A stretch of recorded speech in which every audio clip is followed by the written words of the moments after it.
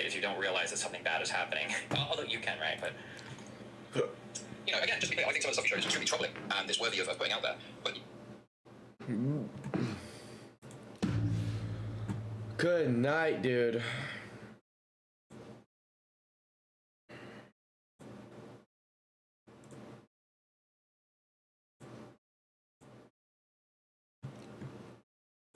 Why are we on YouTube Music? What?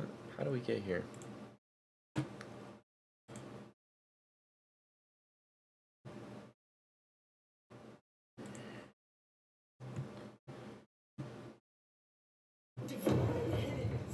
Potentially the strongest argument against Christianity. And me, James, an atheist, is going to be doing my absolute darndest to show both sides, show the strength of both sides in this argument. And then I will also be giving...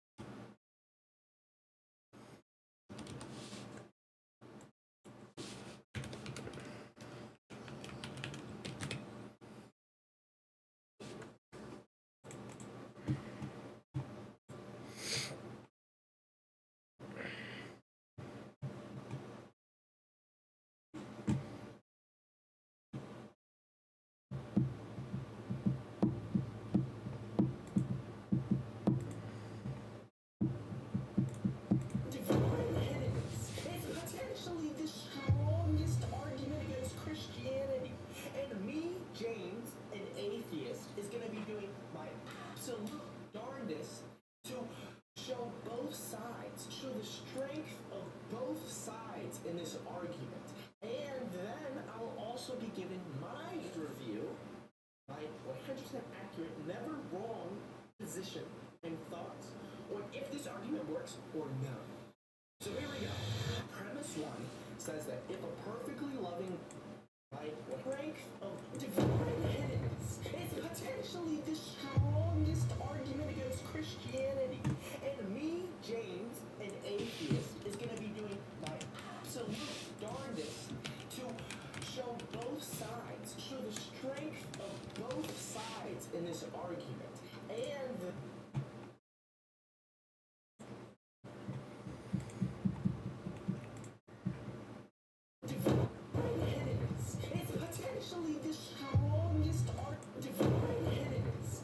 potentially the strongest argument against Christianity.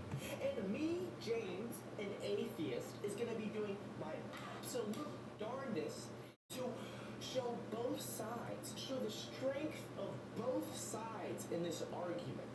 And then I will also be giving my review, my 100% accurate, never wrong position and thoughts on if this argument works or no. So here we go. Premise 1 says that if a perfectly loving God exists, then reasonable non-belief does not occur. Now, don't be scared, I will define these terms. But premise 2 says this: reasonable non-belief occurs, and the conclusion that follows is that no perfectly loving God exists. Now this might loving God exists, how can we make these claims? Well, the reason we can make these claims is because of premise 1 and premise 2. It's a deductive argument, meaning the conclusion necessarily follows from the premises. So if you don't want the conclusion to be true, that's okay. You can do that. You just must disprove at least one of the premises. You don't gotta disprove them both. You can accept one of the premises, but disprove the other, and the argument fails. So, now that we know that, let's define some terms here. What do we mean by perfectly loving, and what do we mean by reasonable non-belief? So for perfectly loving, in my personal 100% accurate opinion, there's two things that we can look at for perfectly loving. That's this. First, they have to have equal unconditional love, meaning the person that they are claiming to love perfectly, they have to love each and every individual person the same, and it must be unconditional despite how they treat them, how they act. You love them the same. Now, for the other thing is how they love them, right? They seek to maximize their overall well-being, meaning they're not just concerned of how they are right now, because then they will just give them all the candy in the world, right? No, because that's not going to lead to the best outcome in the long run. We're concerned with the overall, all-encompassing well-being. That's it. That's it for perfectly loving. I feel like it's pretty reasonable. Do you agree with that? You should. The second part is this. It's reasonable non-belief. How we define this? Well, the way that Jello Schoenberg actually says is that it's not blameworthy. We don't blame them for not believing. And you can think of a good example for this. And that's people in a desert who've never seen rain before. They've never experienced rain. They don't even know what it is. We're going to actually say that they're not blameworthy for not believing in the rain because they just don't know better. They don't got the full context. They have no idea. And so we're going to say that they're not blameworthy, and therefore they have reasonable non-belief in the rain. So that's it for that.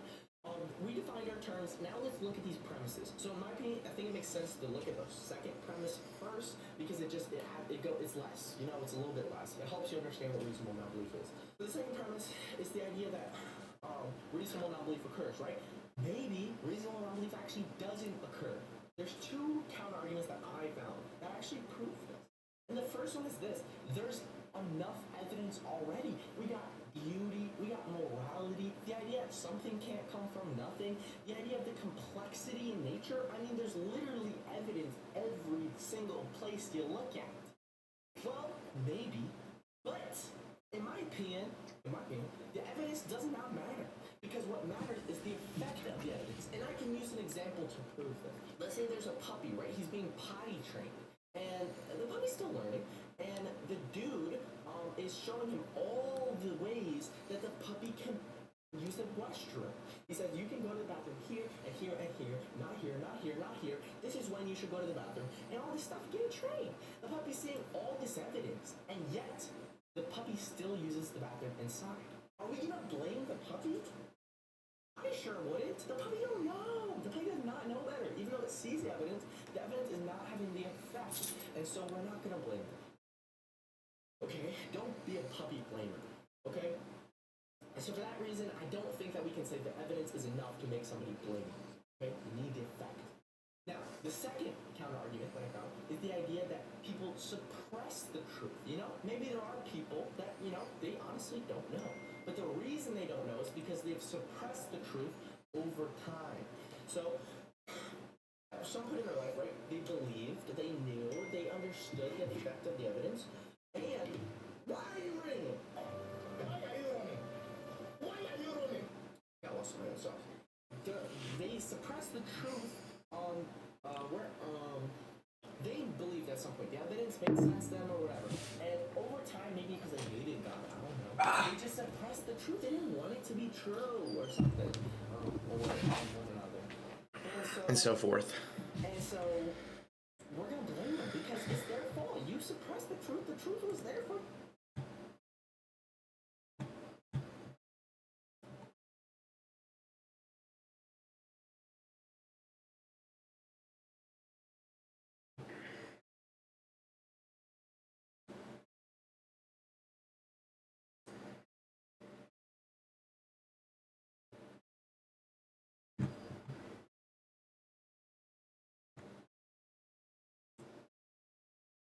5 years ago, I solved a Rubik's Cube for the first time. I just solved it completely by myself, no help from pictures for the first time. After solving it, progress felt like an addictive drug. Like I didn't just want to get better, I needed it.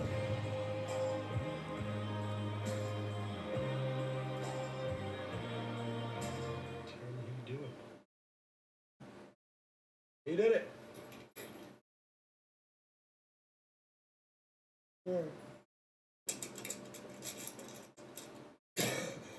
Oh, wow. Wow. Wow. Addicted.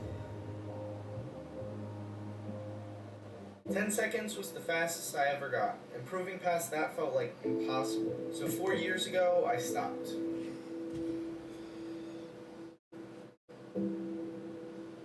But now, me and my Rubik's Cube are back.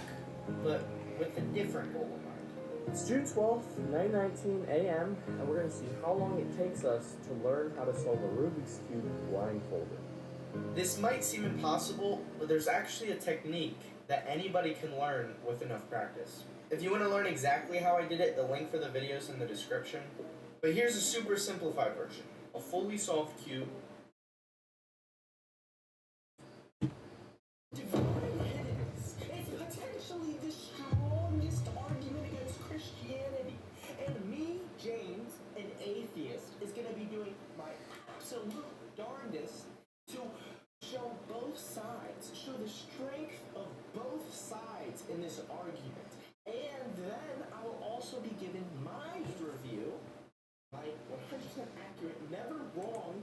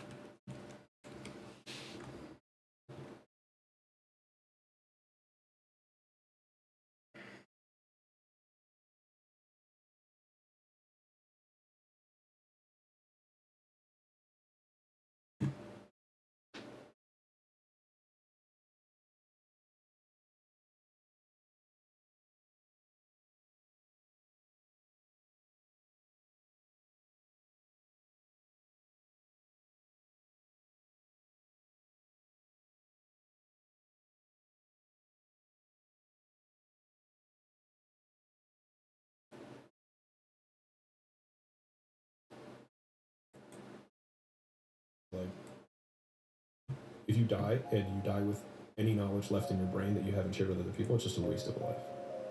People experience trauma. So just erase that. Things happen. It is what it is. Things happen. You can boil all of this down to fear of rejection. People are okay with failing. They're just not okay with other people seeing them fail. Why turn down $50 million? I'm trying to make $1 billion. You're right. It's not your fault.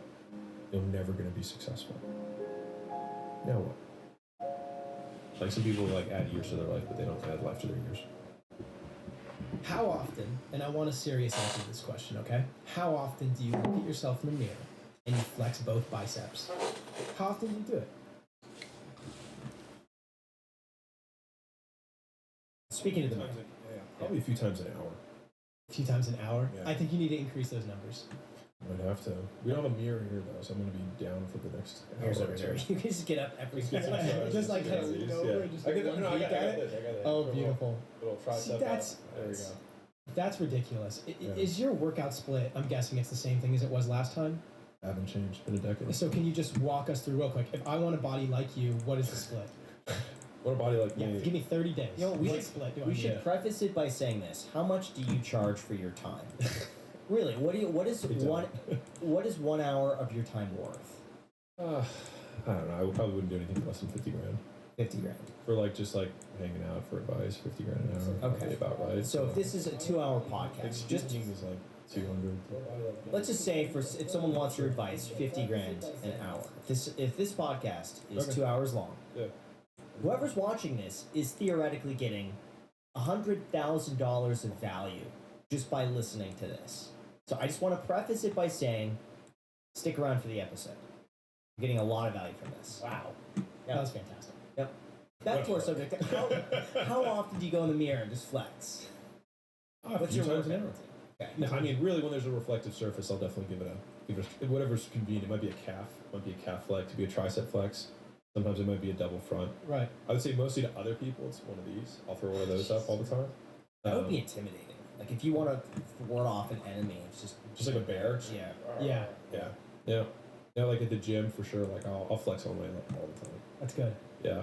I want to know because I've heard from other people that are like larger, bigger, muscular, tall, like other people will feel threatened by these people, so they're trying to instigate some sort of fight because it's like an alpha mentality. You feel like you've been threatened by some massive dude. Do people come up to you and you feel like you've been, instigated in something? Not really. Never. Mm-mm. So that's just a farce. I think I don't give off a lot of like let's fight energy. You don't think so? No. Because it'd be really hard. Because if someone's like, "You man," I'd be like, "You're right." Yeah, you just don't care. They'd be like, "You're a piece of shit." I'm like, probably. Like, I agree. This is where I want to be at. That level of undeniable just confidence, just raw confidence. Okay. And I don't even think it's Yeah, I was like, I it's just appreciate not it like translated that way, but it's just not having anything that bothers you. but comfort with oneself, right? Well, it's like if someone comments on a post and they're like, "Alex, you're an asshole." I'm like, "You're right." Okay. Because a lot of it's like I want to put a lot of effort into trying to like make them wrong. Like, why? Like, why? I'm not going to change them at all, anyways. But like, the flip side is, why is that such a bad thing? Like, why is that not okay? Someone's like, "You're an asshole." I've been it many times in my life. I'm sure. And so like, they're right. Okay. It's just like there's just not like I've noticed that I can end a lot of these things like there's no endless loop when someone's like, "You should have done this, this, and this." I'm like, "You're right." So what personality traits do you think are negative? Because you're saying being an asshole necessarily is not a negative thing. Where I would say by definition it kind of is. It could be. Yeah, I mean, it's all because we think that somehow good or bad. You know what I mean? And I think there's just like all of us have lots of different aspects to who we are, and I think at different times in our lives we've been really impatient, we've been really patient, we've been really nice, we've been really mean. Like I've had many of those things, and then if we're really gonna say I have a character trait, it's like to what degree do I have that trait? Like it's not a binary. It's not like are you patient or not patient? It's how patient are you? And so for me, it's just like a lot of people get really upset around someone calling them a name because they think that having that label ascribed to them by this one individual somehow means something. And it's like I just don't think it means anything. I think that's because you have this security. Now I could be projecting, but I would say most people, if they are insulted, if the insult is valid to some capacity and picks at their insecurity, then they respond and they react and they deny and they take it personally. Exactly. That's all it is. Right. Totally. It's having that affect them. Yeah. But I think that's just being affected by outside influence. Like for you, you're very just self-assured. It's just like your reality is your reality. Someone else tells you otherwise, it doesn't matter to you. It's like someone telling you you have blue hair, and you're like, no, I don't. Right. Well, to your point, this is a really fun little side story. So I was walking with Layla on the strip, and some guy bumped into her or something, and he was like, "Watch yourself, skinny." Like he said that to her, and she was like, "I think I'm just kidding." And so it's like she said it like half jokingly to me afterwards. Not anything. We just obviously kept walking. But I thought it was such an interesting thing is that he meant it as an insult. She chose to take it as a compliment, which then meant that like all of the like these things that we get, we toss at one another. It's like it's only because we choose to accept that it's an insult that it becomes insulting. Like I'm sure someone at some point in your life has said something that they intended to insult you with, and you're like, oh, well, that's not that bad. I'm actually kind of okay with that. It's like, well, if I can make that thing okay one time, then I can do that every time because it's literally just a choice on how I want to perceive it. So you can obscure the intentions of other people to, even if it's not necessarily the way that they intended it, right? To them, that do with their intentions. I have no It idea. doesn't even matter. I have no idea. I have no idea what their intention is. None. I don't know what their psychology is. I don't know what their affirmations are. I don't know what they say in the morning. Like, I don't know if they wanted to hurt me. I don't know if they wanted to help me. It just doesn't like. All I can know is like I can observe fact, which is they said this. Okay. Now what?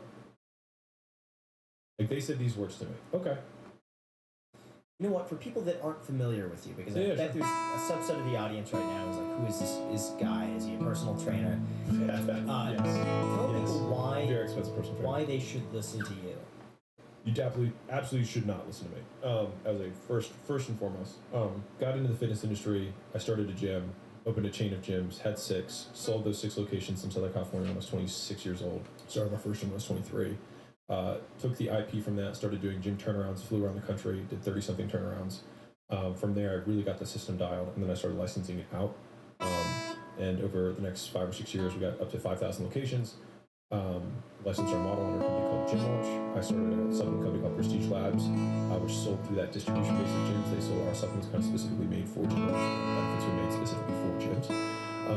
And then I started a software company called Allen in 2020. That was also to work brick and mortar leads, because that's one of the big issues that a lot of brick and mortar business owners do, is that they get a phone call or they get a text and no one responds, and so they just lose business for no reason. So we wanted to solve that problem too. All 3 of those businesses already dying exit in 2021.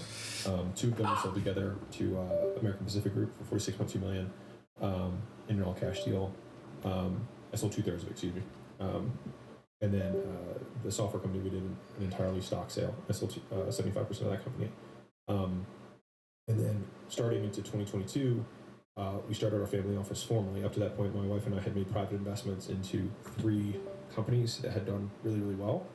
And we'd done well enough with that we said, we'll take all the dividends and distributions we'd taken up to that point, plus the liquidation event that we had from American Pacific Group, and we said, let's start our family office, which is acquisition.com. And so we started 3 companies, and now over the last, however long, that portfolio in total does over $200 million a year. And I started making content on the internet with the intention to help as many people get into business as humanly possible, because I don't have a lot of faith in the larger institutions. And so I think that if we're going to solve our problems, we need to do it for ourselves. And I think entrepreneurship is one of those paths in order to do that. Don't necessarily need to be an entrepreneur, but just getting involved in businesses and private enterprise in general, I think is the most efficient way that we can allocate the resources of humanity to solve humanity's problems. Hey, Graham, what do you want for Christmas? I don't know, Jack. Well, I got you an early gift. You did? Are you serious? Yeah, I got you a lawnmower. I don't need a lawnmower. I have turf. Well, Graham, it's not your everyday lawnmower. It's the Lawnmower 5.0 Ultra Body Trimmer from Manscaped. Well, let me see that. It's used. I used it right before I came here. Well, Graham, it's actually pretty nice for shaving down here, and it has 2 different blade heads. A standard one to take a little off the top, and a new foil blade to go for that smooth finish. It's waterproof, and it also has advanced skin-safe technology to prevent any nicks from happening, since that can be really painful. Alright, Jack, I actually really like this. And that's not all, Graham. I also got you the Crop Soother Aftershave Lotion and Crop Preserver Anti-Chafe Ball Deodorant. Oh man, Jack, you really went above and beyond for this year. Thank you. And if you think that's everything, you're mistaken, because this bundle also comes with the Manscaped Boxers 2.0 Premium Underwear, and they are so soft, and the Shed 2.0 Toiletry Bag. Oh, this is really comfortable, man. This seems like really good quality.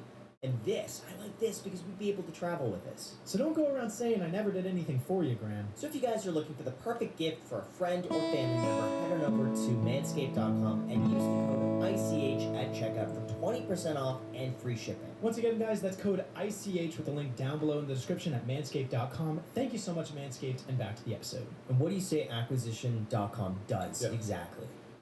We buy companies, usually 49% or more of a business, and then we basically inject our expertise and capital into the business to grow it. And so, we'll look at, we have to have a combination of, do we like this business on its own? Do we think that we are a really good, unique partner that can add a huge amount of, basically, do we have an unfair advantage with this deal? In terms of value creation, not just that we have proprietary deal flow, because that's why I make the content I do. But do we actually have a real way of do we see a 10x that we can implement and execute? And so that's a lot of our front-end diligence is, okay, this might be a good business, but it's not our perfect business to work on. And so we try and find those deals where it's just there's no way we can lose, and we try to do those deals. How do you tell if there's a 10x? What do you look for? What sort of qualities do you see? So it's actually just looking at the business like a pipeline. So it's okay, you've got X percent, basically you have to understand everything from click to close to renewal. And so every business more or less is you have eyeballs that at some point get converted into leads, or they get converted into customers. So if it's leads, then they eventually have to get a scheduled appointment, they have to show, they have to close, and then on the back end, once they're closed, they have to get a product delivered or service delivered, and then they have to buy again and again or get upsold into other things.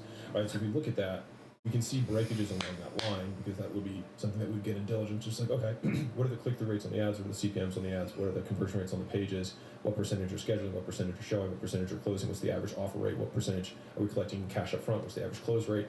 On the back end, like how many dropouts do we have after that? What does it look like over the next 12 months or 24 months for those customers? What percentage are sending to the next level of service? And so if we look at that and we have our benchmarks for what we think we can do with the processes that we have already tested, then we're like, okay, well, these guys are getting 30% of their appointments to show up, and we know that we can get that to 80. It's okay, well, there's a 2.5x. Okay, boom, there's one. We're like, okay, I think they're mispriced on this offer, and I think we can at least double this. It's like, okay, well, there's 5x. You got 2.5 and 2. We're like, okay, and right now they're not doing anything to reduce their churn. They're at 10%. I think we can get them to 3. So there's a triple. And so we're like, okay, so that's 15x. What's our confidence score in terms of like our likelihood that we'll be able to implement these changes? Is it like a super big overhaul, or is it just like there's a handful of things that we can implement and immediately see that? And the easier it is, the more likely we are to do it. And so like I just bought a chain of teeth whitening studios. We have 32 locations. We just bought, and I just got so excited because I saw their sales process, and I was like, it's a very interesting business. Oh, very interesting.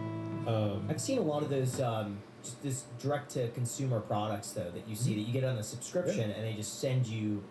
Yep. I actually have a whole bunch from Ollie. Okay. Believe it or not, from I think that was an Alpha M product. Alpha M. Yeah. Yeah. Well, I saw their sales process and I was like, I can make this, like, we literally can just change a handful of things around here, switch it from one time to membership, make these packages based on these price points, have an intake questionnaire, you know, like do some of the things that we already know work over and over and over again. And we 5x the LTV of the customer, so 5x how much people were worth to the business. And so it's like, great, well, there's 5x, and then all I have to do is just double locations over the next 5 years. I got to 10x. Great. And then what do you do once you do that? Is it just collecting cash, or is it to eventually then sell that business? Depends on the business. Depends on the business. I would say there definitely are. Like I used to give probably like I always wanted to hold everything forever, but I think there are times where it does make where businesses get to a point where the next like increment of growth requires like an order of magnitude in terms of effort that it's not worth. Or we might determine, you know what, we're good cashing out on this one. Like we might not be the right partners, or like we might not be the right owners to take it from here to there. It also just depends on what's on the horizon. If it's like, you know, interest rates are super low. I mean, I sold literally everything I owned in 2021 because money was free. And so I was like, I sold my house, I sold my cars, I sold all 3 of my companies, I sold everything. I was just completely cash. Because it just seemed ridiculous what people were willing to pay. So I was like, okay. And so if like something like that comes along, then I would be considered. Yeah. If someone wants to buy it more than I want to own it, then I always entertain offers. Now, in hindsight, it seems like you made a pretty good deal by selling everything somewhat at the peak of the market. I think you cashed out. The market kept going up a little bit, and then it started. Yeah, amazing time. And then I think you were in contract to buy a house, weren't you? Yeah. And then you backed out of it. Yeah.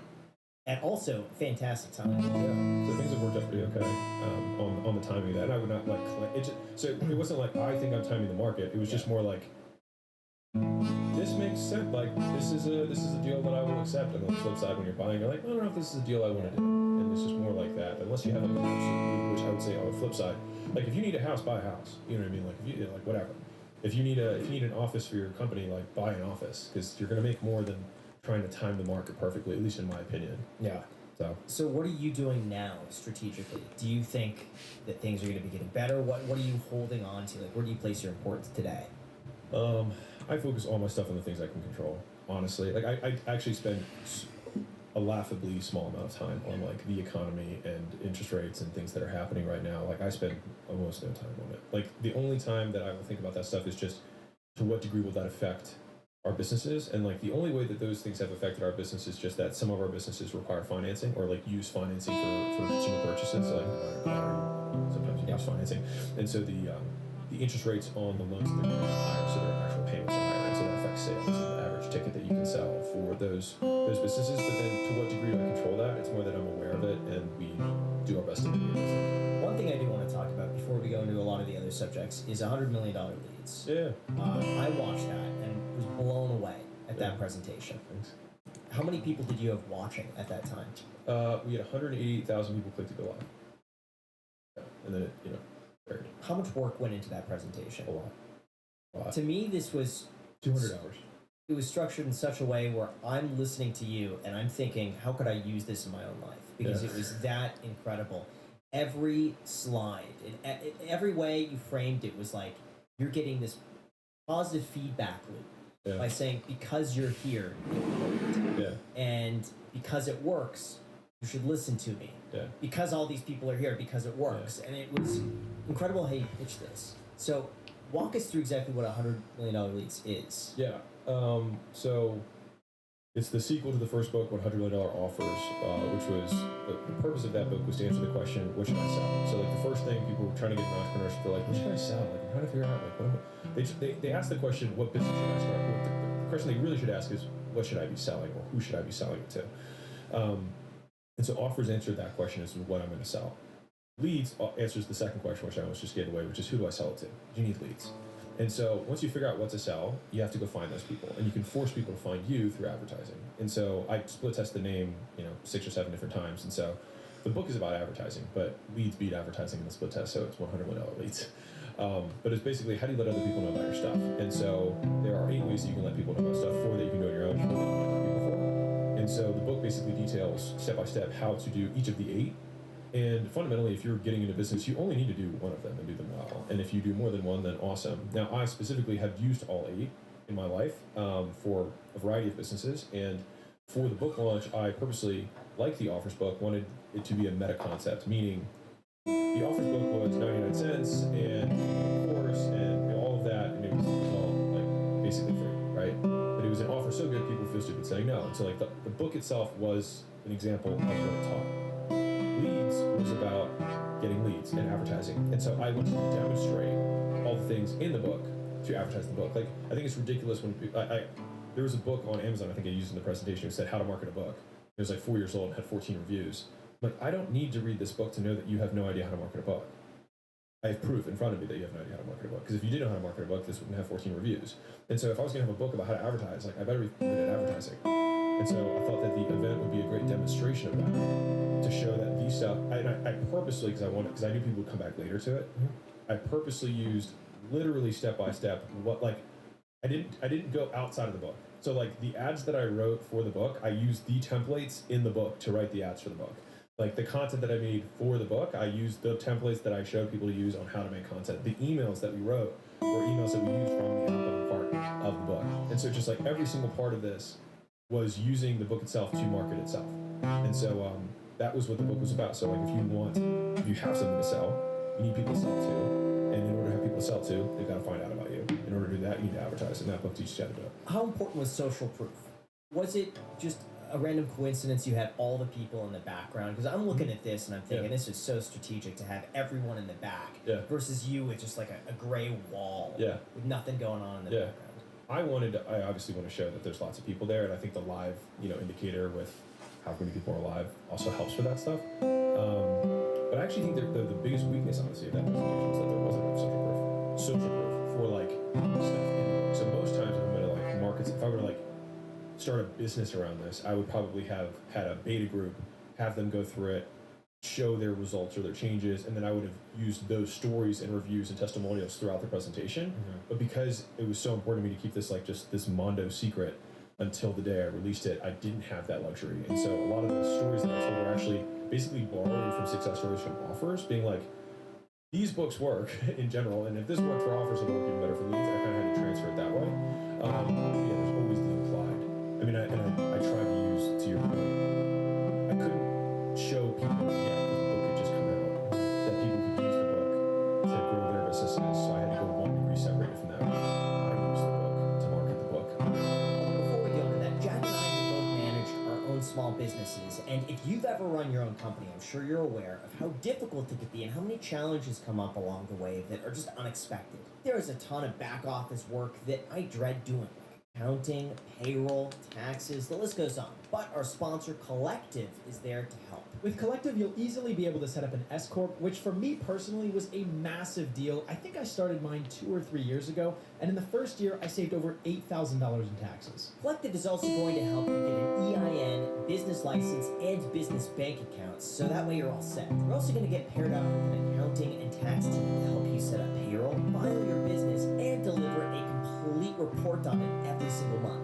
All in all, Collective will take care of all of the back-end work, which everybody stresses about, and also they specialize in setting up S-corps, which has saved their customers an average of $10,000 per year. And for a limited time, Collective is waiving their onboarding fee when you go to collective.com/ICH and you let them know that ICH sent you. That is a $199 value for free when you go to collective.com/ICH and tell them ICH sent you. Thank you so much, Collective. Guys, collective.com/ICH. Let them know we sent you. Thank you. Back to the episode. The one thing I also noticed throughout that is that you kept putting a price Yeah. on what this was worth. Yeah. Like, this is worth $3,000. Yeah. This is worth this. And then I think at the very end, you're like, you're getting $8,000 worth Yeah. of value. Yeah. And it was interesting for me to see the immediate switch when people thought Yeah. you were going to sell them something. Yeah. And for me, that makes me upset in a way, because I'm like, here's someone providing so much value, offering nothing but free content this entire time. Yeah. And you're there learning from something. And it's like, oh gosh, now maybe you have to spend some money for something Yeah. else that you're not even forcing on. Like, seeing the switch up in people of going from like these avid supporters to all of a sudden just like, Alex sucks, like he's sell out. This is horrible. I can't believe I wasted my time. But you hung through that Yeah. to the very end when you said it was free. Yeah. And then you had the book. Yeah. What was that? What was going through your mind at that point? Could you read? Oh yeah. You could read the comments. Yeah, yeah. So are you not internally just like?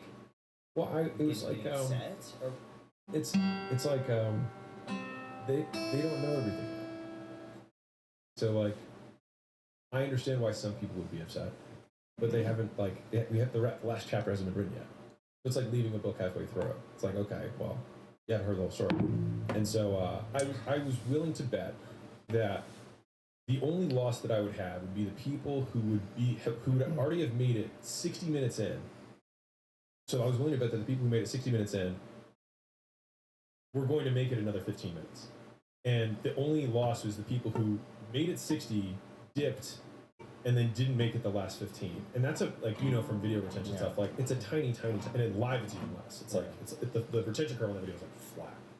It actually goes up during the entirety of that process, because everyone wants to see a train wreck. Like everyone wants to see what's going to happen, right? So it's the ultimate open loop the whole way through. And so yeah, I mean, I saw the comments. I knew that they didn't know, and if anything, it just kind of got me because I went into it knowing, or at least expecting that was going to happen. And so I knew that it would just like be an even crazier rubber band like snap when I flipped it. yeah, for me, it's sad to think that so many people would switch Oh up. yeah, after That's 2 years so, of giving value. yeah, it's like 2 years and they get upset at Yeah. something that fast without Yeah. even knowing anything. Of course. What do you think that says about people that are watching in general? I would say if you were one of those people who got upset for like a brief moment, I would look internally, because if you get upset when people sell, good luck trying to sell. But it's people are people, you know. I like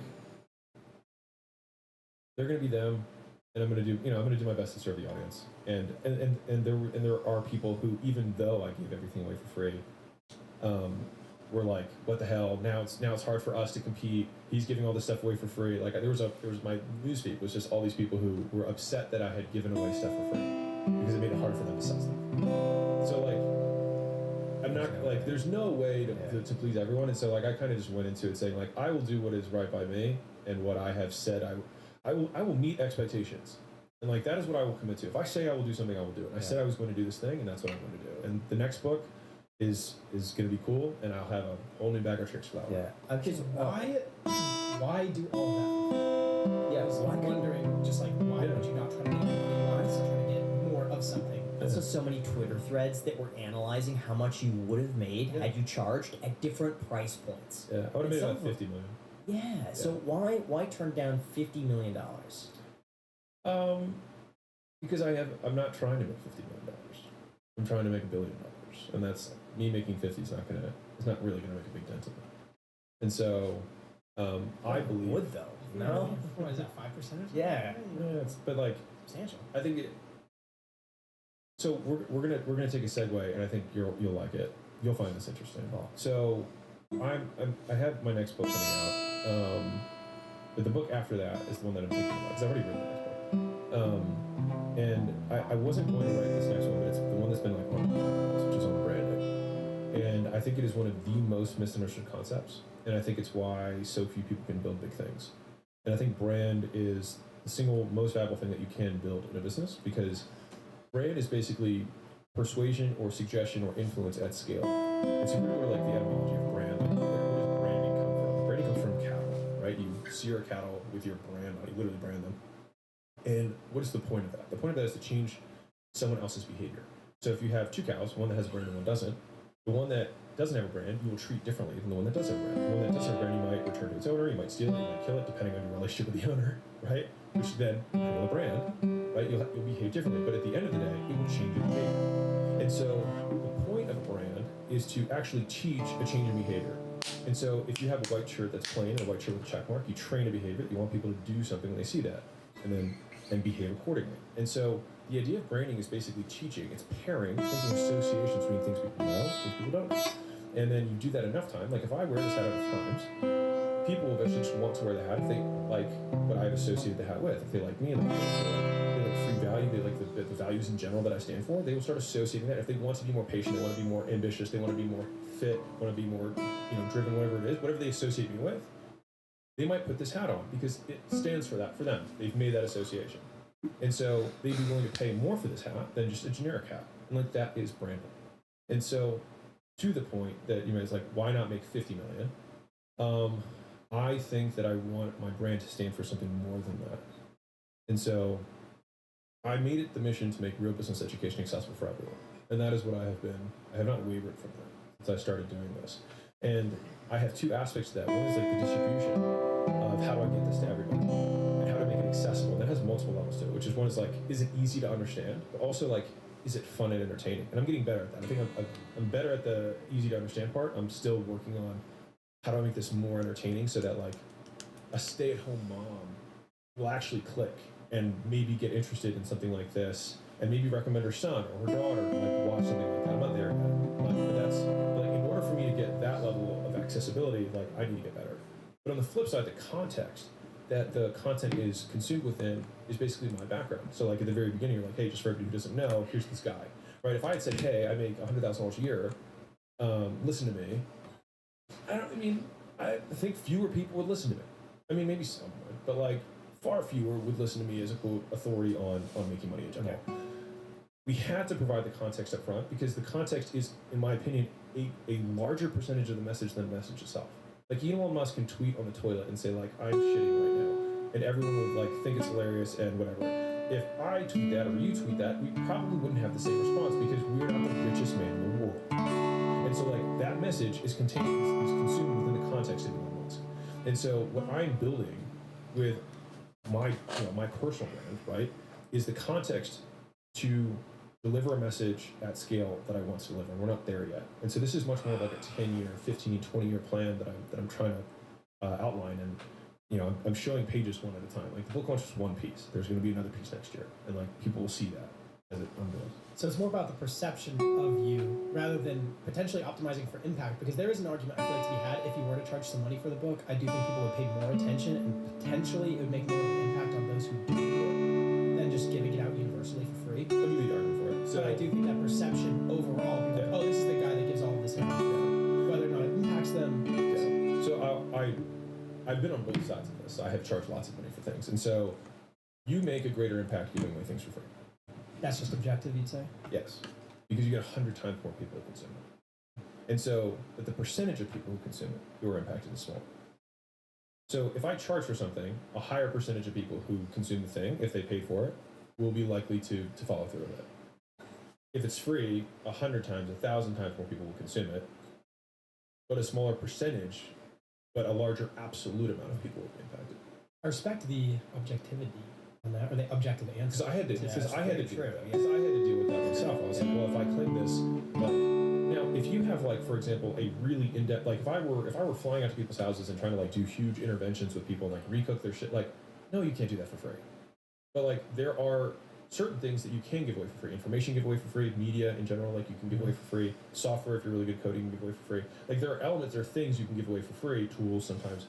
And I think that this is from a business perspective, you'll ultimately make more having some bar that people can jump over. Now, I purposely put my bar really high because I know that like I only need one Facebook. I don't need it. You know what I mean? Like I don't need like people be surprised by how few deals we get. Like I get 2,000, I get 2,400 companies a month that reach out to me to do a deal every month inbound. Like, can we do a deal with you? Mm-hmm. And in 2 years, I've done 22 deals in total. So like you look at that over over 20 like 50,000, 60,000 deals that I've looked at, and I've done 22. Very small percent. Graham, I'm sure you know, I'm sure Alex Hormozy knows, I know as well, and if you're a viewer and you run a business, I'm sure you know as well that running a business can be extremely challenging, especially if you're trying to balance all of the work across multiple different softwares. But with today's sponsor, NetSuite, all you have to do is remember 3 numbers. 37,000, 25, and 1. 37,000 because 37,000 companies have switched over to NetSuite and stopped doing things like manual data entry and searching through scattered information. 25 because NetSuite has spent 25 years helping businesses drive down their costs. And 1 because NetSuite is an all-in-one solution that allows you to manage all of your KPIs or key performance indicators with one efficient system. NetSuite can help reduce the mistakes from manual data entry, and trust me guys, there are always mistakes, and prevent busy work from scaling with your business. So get a full picture of your business and help make better decisions faster. Right now, you can download NetSuite's popular KPIs checklist for free when you get to netsuite.com/iced. Again guys, that's netsuite.com/iced, ICED, for NetSuite's popular KPIs checklist for free. It's no risk, it is completely free at netsuite.com/iced. Thank you so much, NetSuite, and back to the episode. Part of me thinks, what's the message that you want to share that you can't already share with your platform? It seems like the platform is big enough that whatever you say will have an impact. What can you not already do? Oh, I can. I don't think it's what I can do. I think it's who will reach. So like, I think right now, sure, I've got whatever 6, 7 million whatever followers across different social medias and whatnot, but there's a different level of impact there compared to if I had 70. Across that, and I'm still learning this game. I'm like super new to this. I came from the business side and was like, I see the value in this. And part of it is because just my general worldview is like I believe in education over everything, and I think that if you die and you die with any knowledge left in your brain that you haven't shared with other people, it's just a waste of life. Like the idea that you could learn something and then share it with no one when you die, it's just such a waste. It's like why not just give it to some like it'd be like the guy inventing the wheel and be like, no, not sharing it. Why? Do you have firm long-term goals on why you focus so much on branding, what you're optimizing for? Is it for the next Facebook or is it for something I think different? So. I mean, I've built this brand on the idea of faith, which is that like I believe that opportunities present themselves when they're right, and it's not like, and I'm sure with you, like there's no shortage of opportunities. The amount of things that come my way, but it's like it has to be the right one, and I'll know it when I see it.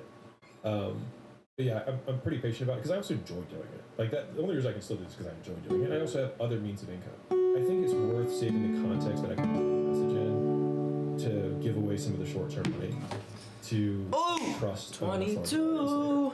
I think it's gonna be alright. Still impressive. Yeah, when you think objectively. in $30 bucks. It Yeah, takes a lot of exactly. Yeah, and yeah, I mean, the books probably in general right now make about $1 million a month. But like, it's not an efficient business. You know what I mean? Like books are not a great business to get into. Like there's cost. Like you there's no price control on a book. Like you can't charge $50 for a book. Like you're stuck at what books go for, which is $29. Like that's what books go for, right? It's an actual physical product that you have to mail to everyone. So you got logistics, you got shipping. Like there's a lot of other like you have to print the books. Like there's a lot of costs that go into just like $29, and then you make the margin on that. So on $1 million a month, what's your net profit on something like that?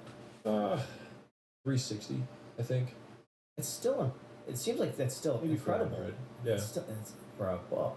Yeah. No, I mean, don't get me wrong. It's a top. Like there's 60 million titles on Amazon. Like, both books are top 200. Like it's like not a 1% book. It's like a 0.00001% book. Yeah, we were talking to Mark Manson recently, Yeah. and he told us that I think it was like $20-30 million when he really did the math, reverse engineered how much one successful book made. Yeah. Net profit. Yeah. Which is incredible. I mean, it's why Ingram, built owns Vanderbilt University. Like Ingram is publishers. Like you literally print money.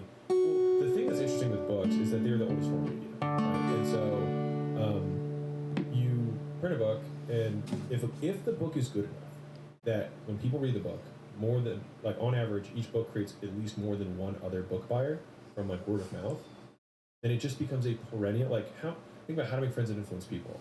Like, habits of successful people, Stephen Covey, like, Rich Dad, Poor Dad, Dave Ramsey, his Millionaire Makeover, those ones, right? Like, those books, when you sell 5 million copies of the book, $30.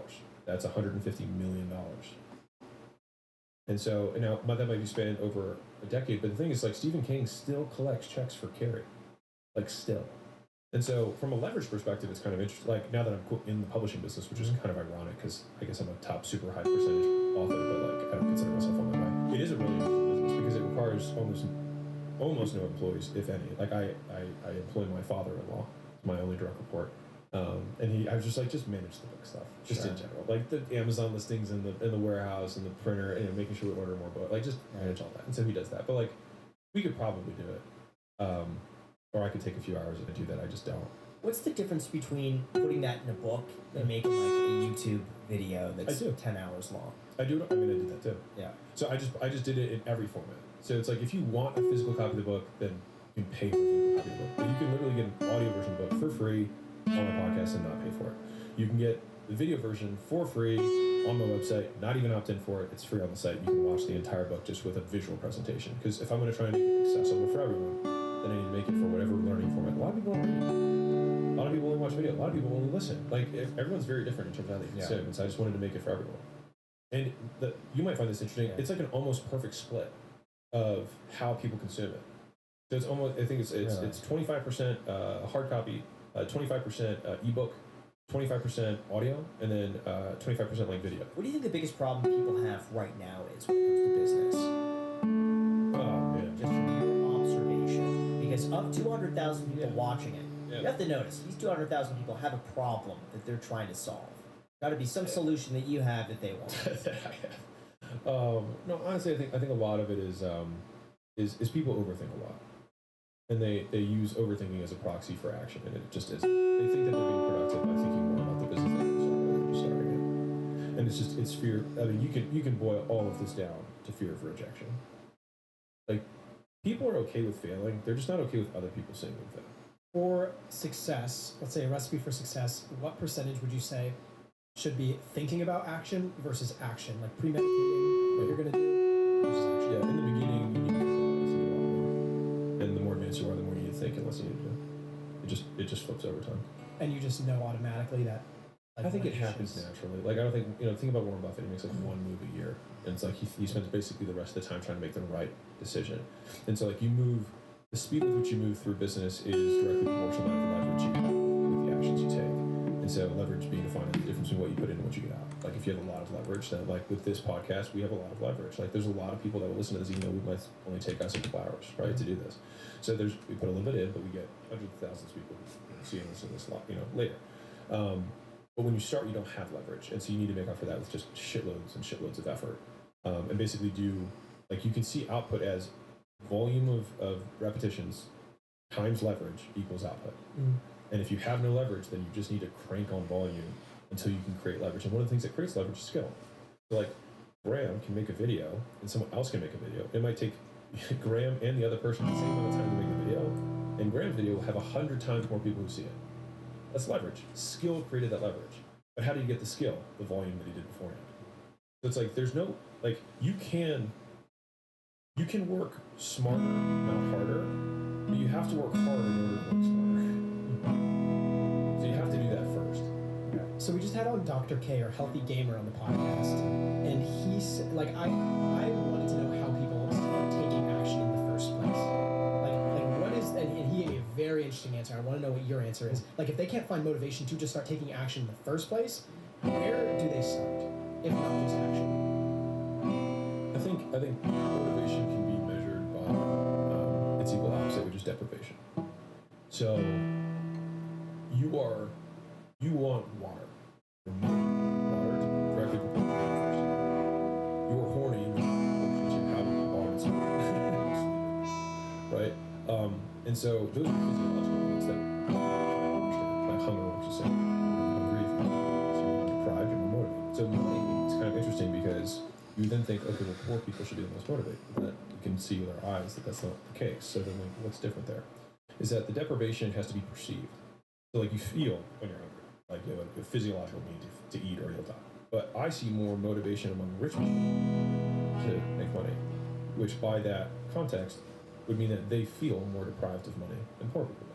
And I would say, me personally, like, I'm talking about how I want to get to $1 billion plus. I'm extremely money motivated, and the difference between my current level of wealth and $1 billion is greater than the person who's at $5,000 a month who wants to make $10,000 a month. Both in relative and absolute amounts, I'm more deprived of my goal than that, and so I'm more motivated. And so, from a tactical perspective, if you want to change your behavior, you need to change your environment. The fastest way to change behavior. Like, if you want to get good at swimming, you join a great swim team. The fastest way, like, you want to get great at ping pong, you join a great ping pong team, and you play on the team. You surround yourself with other people who then you can compare yourself to and get fast feedback loops going to get better. And so, like, if you're like at home in your mom's basement and that environment consistently does not help you change the behavior you want, then you need to move. So then, what if the person knows what's good for them to move and change their environment, yet they still don't do it? Then they won't do it. You just think that's just a... There has to be some level of something that they're deprived from. So they're probably comfortable. They're actually not that deprived. So, like, they're like, I'm really motivated. It's like, you're not. You're not. If you want to be that successful, that's fine. Like, it's only like you thinking that there's a problem with it is why there's a problem. Like, you're gonna die, I'm gonna die. Both of us will be. Ah, fuck.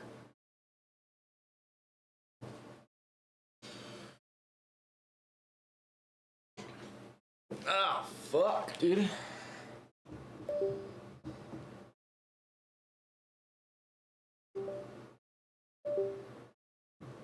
It's like, why, I think, is my issue here.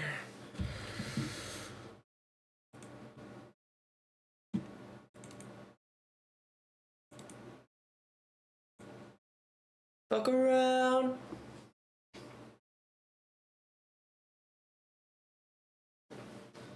Fuck around, we fuck around. We rule the town. Upside down. We go around. And I'm singing for the days where we look and sing hooray. And we want to sing the days of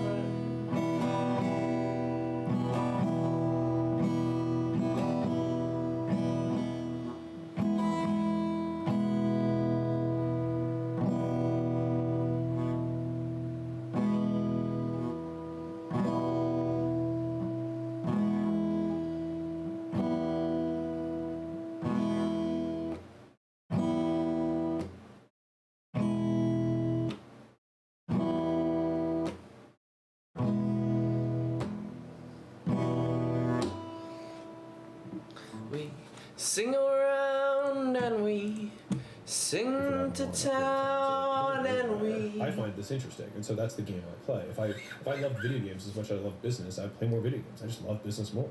So you're pursuing business, pursuing $1 billion because it interests you, it amuses you, or do you have a certain like North Star? Like we talked to Tom Bilyeu, done something with him twice, I think now. He says his North Star is increase human flourishing and decrease human suffering. Yeah. Do you have a true north that you kind of like always base all decisions off of, or are you in pursuit of this $1 billion just because it amuses you? No, and it's not. Yeah, no, I mean, $1 billion is just an objective measure, and when I hit that, it'll be 10. I'll just move the goalpost. Mm-hmm. It's more, I want to die with nothing left.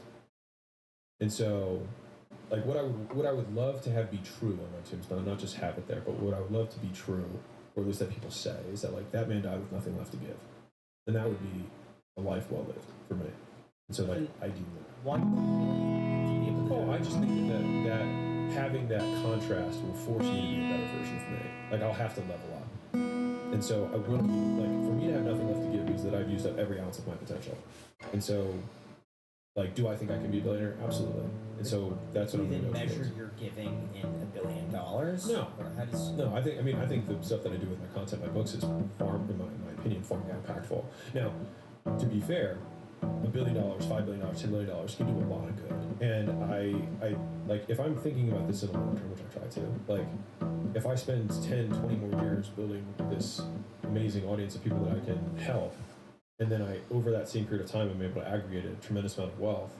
One, it gives me credibility to the things that I'm trying to talk about, but also like there will be a merging of those two things that can create something really magical, and that's what I look forward to. And who I am today doesn't necessarily have the details of it. I'm like, I'm fine with that. Like future me is pretty smart too. He'll figure it out. I want to talk about Solomon. Okay. You said this during a couple of podcasts, which is like your 85-year-old self. Yeah. You named them Solomon. Yeah. And that's the counselor that you use to base decision making off of in this state. Yeah.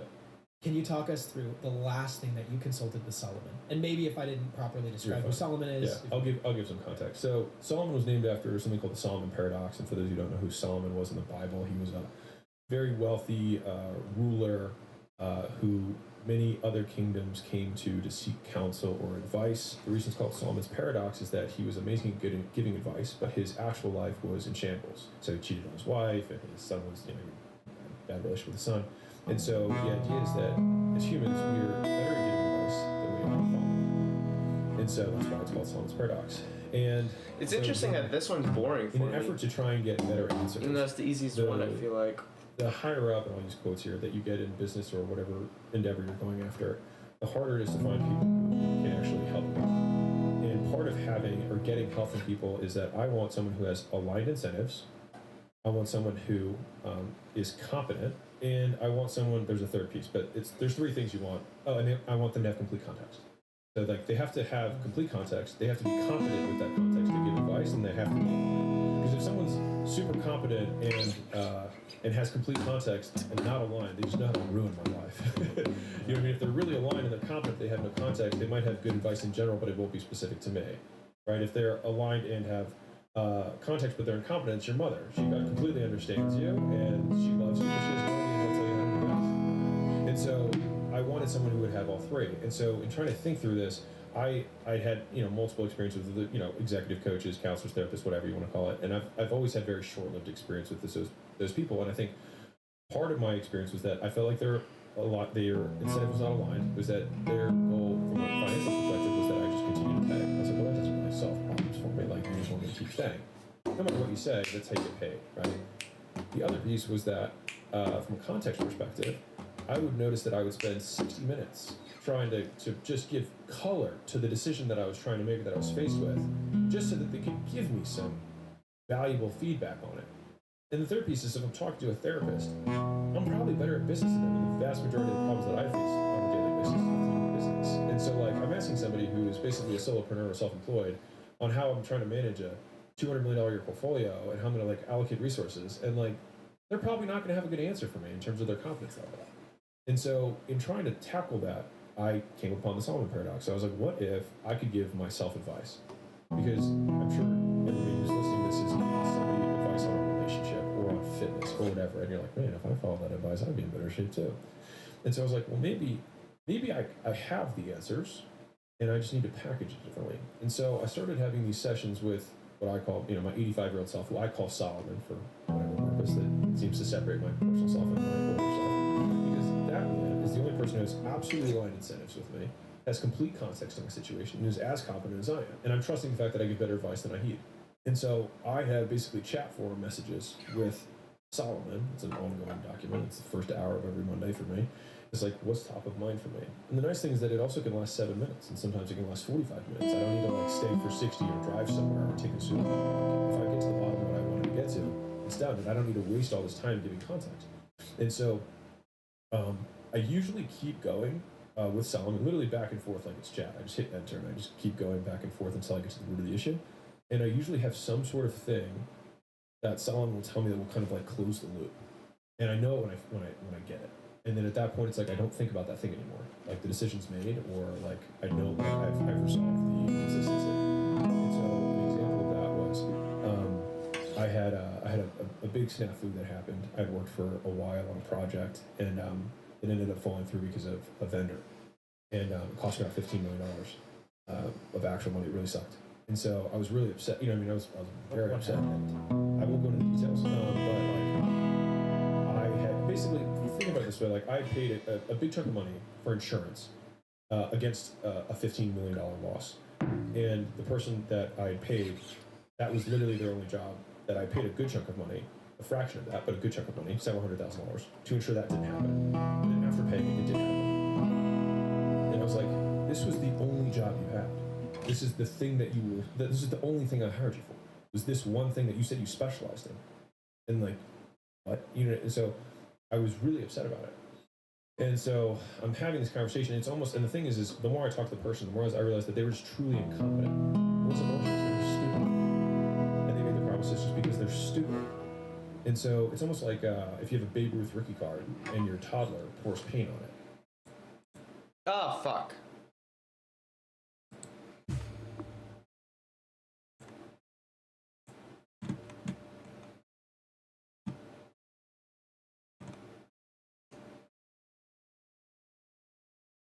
Actually,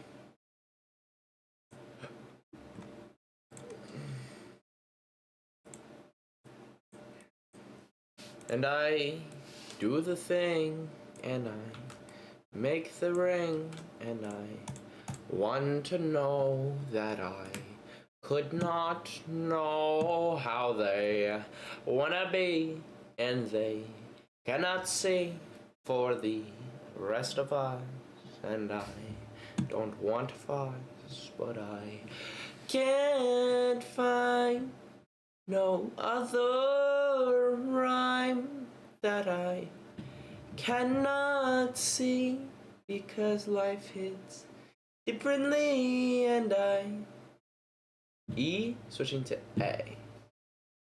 E to A, E to A, E to A, E to A.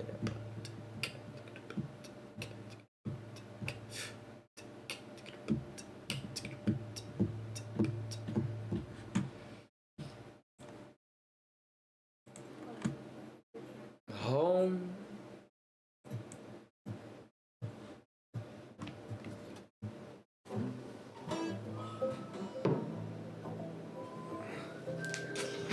Ah, fuck.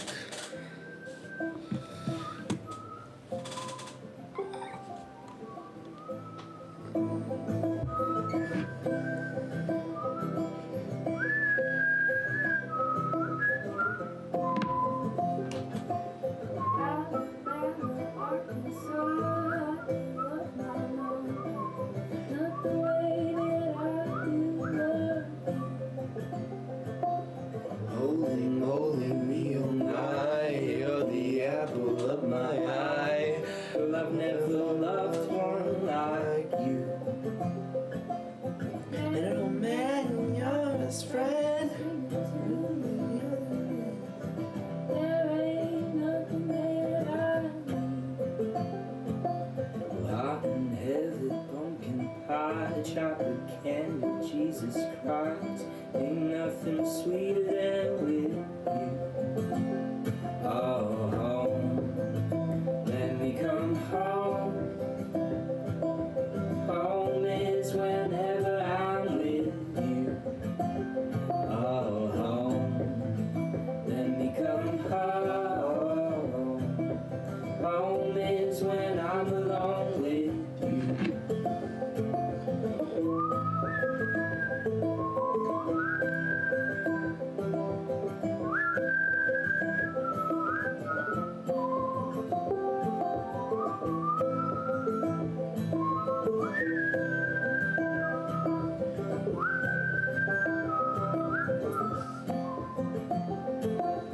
Follow you into the dark, through the jungle, through the park. Girl, I've never loved one like you. Waltzing, waltzing, waterfalls, I've been waiting, playing cards. I've been everywhere with you. That's true. We'll laugh until we think we'll die. Bigfoot on a summer night. Ain't nothing sweeter than with you. And in the streets we're running free, like it's only you and me. Please, you're something to see. Oh, let me come home. Alright, let's do it. Let's focus up. We're gonna focus up.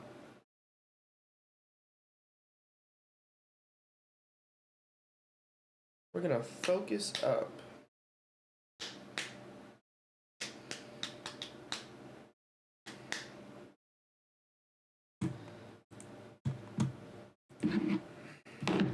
first of all,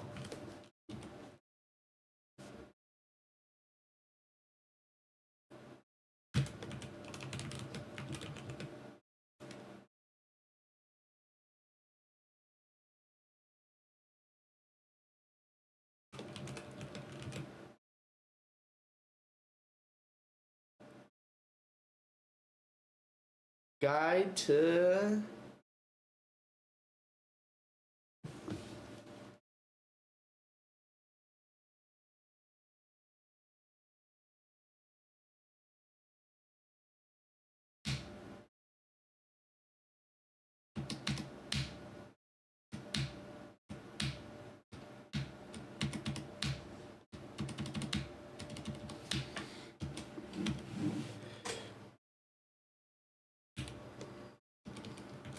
mission. We're just gonna name it the mission. All right. So what we're gonna do is we're actually going to write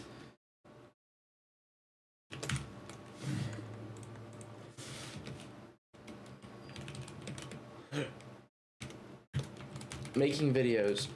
Boom.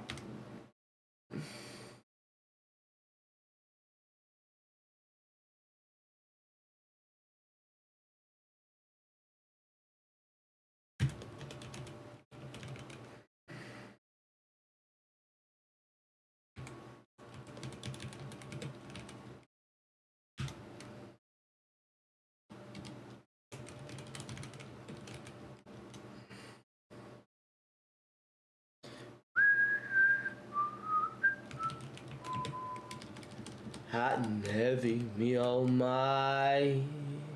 You're the apple of my eye. God, I wish I loved someone like you. Guitar and let's go basketball.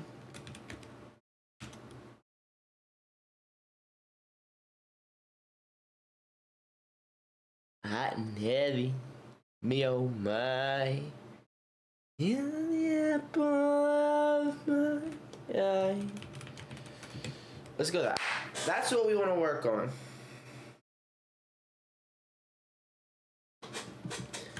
Main focus is videos.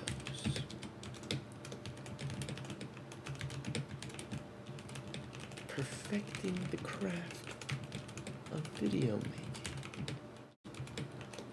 Why am I not spending more time?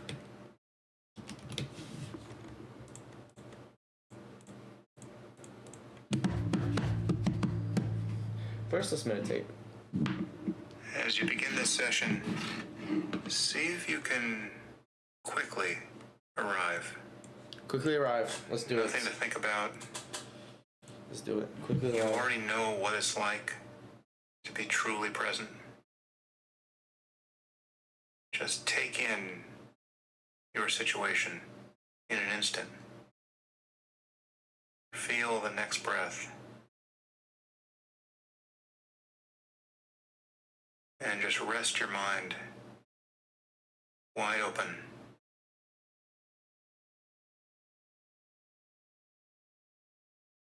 Hot and heavy.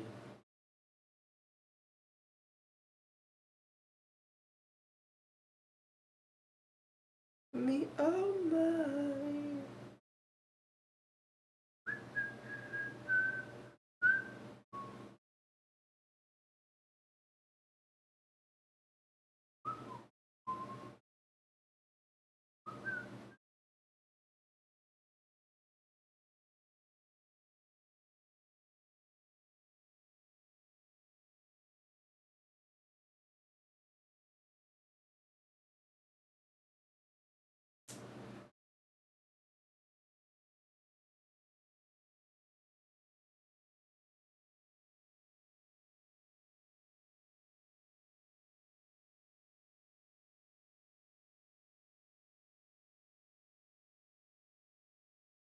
And there's nothing to think about. You might think, I feel peaceful. Drop all of those concepts.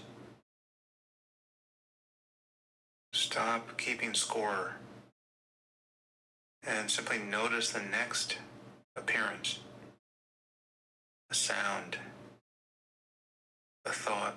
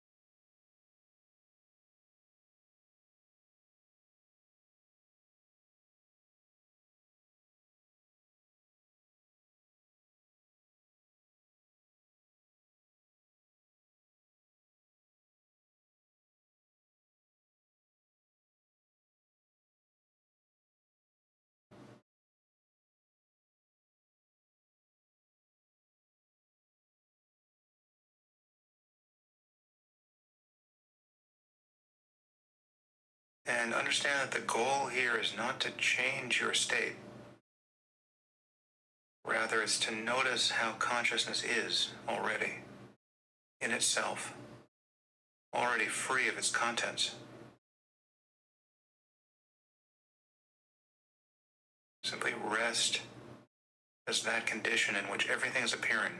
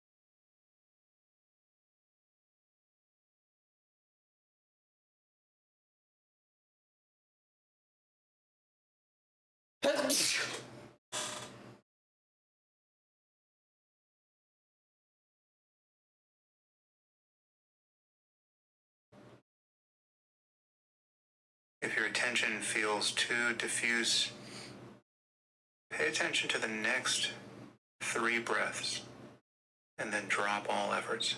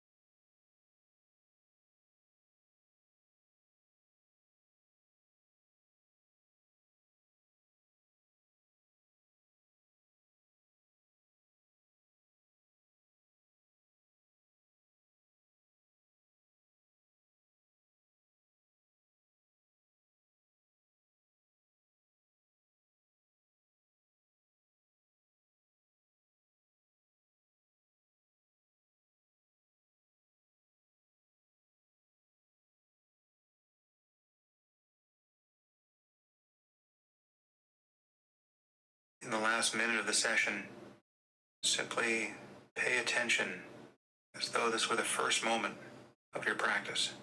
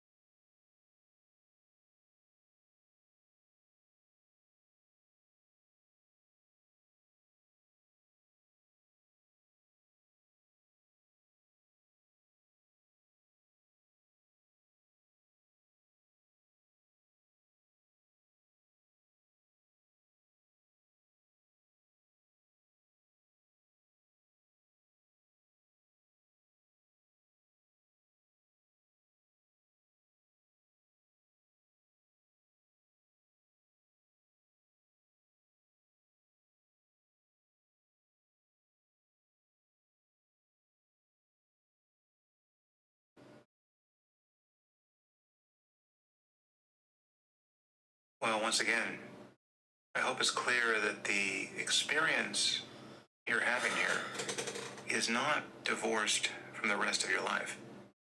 There's nothing that you're doing here. There's no state that you're producing that, by definition, excludes any other experience. The goal here is to make certain features of consciousness obvious so that they can be obvious in other moments in your life. When you're relating to other people or driving in traffic, your mind is always with you. And what we're developing here are a range of insights into what it's like before it becomes cluttered by concepts and judgments and reactions and other contractions in consciousness. And I will see you here tomorrow for the next session of the Waking Up course.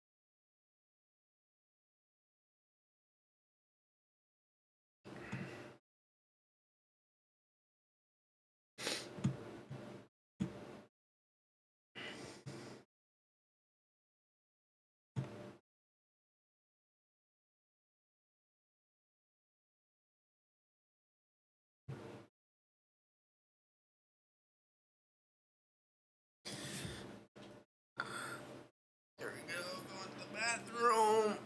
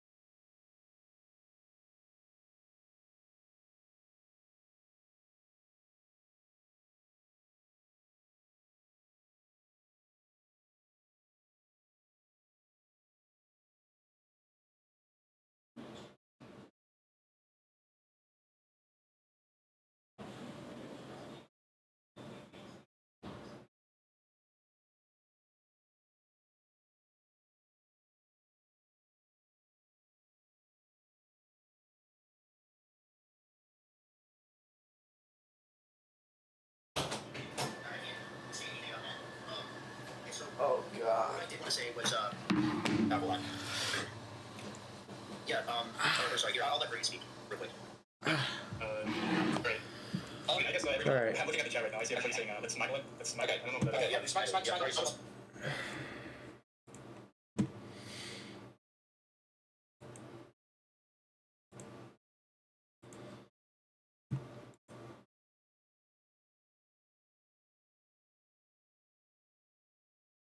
Um.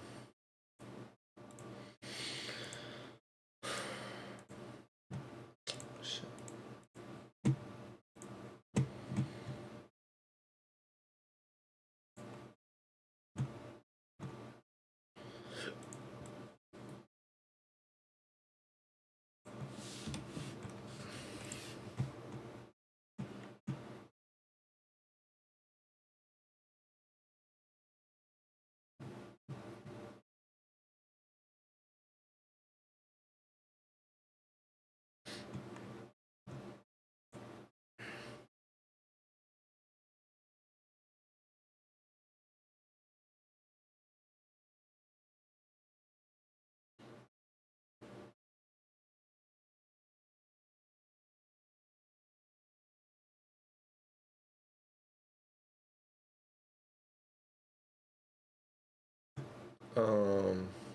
All right, so we're gonna watch my first video.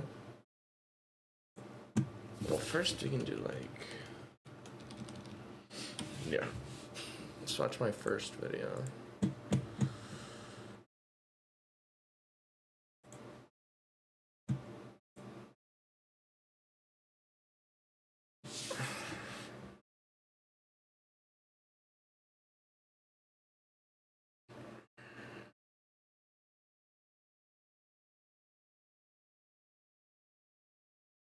I quit my job to go all in on YouTube with 40 subscribers, and this is episode 1 of me documenting my journey. So this video is going to be broken up into 3 sections. So first I'll be answering questions that I've seen in the comments, and then second I will be going over some plans I have for upcoming videos, and then third I'll be going over some journaling prompts.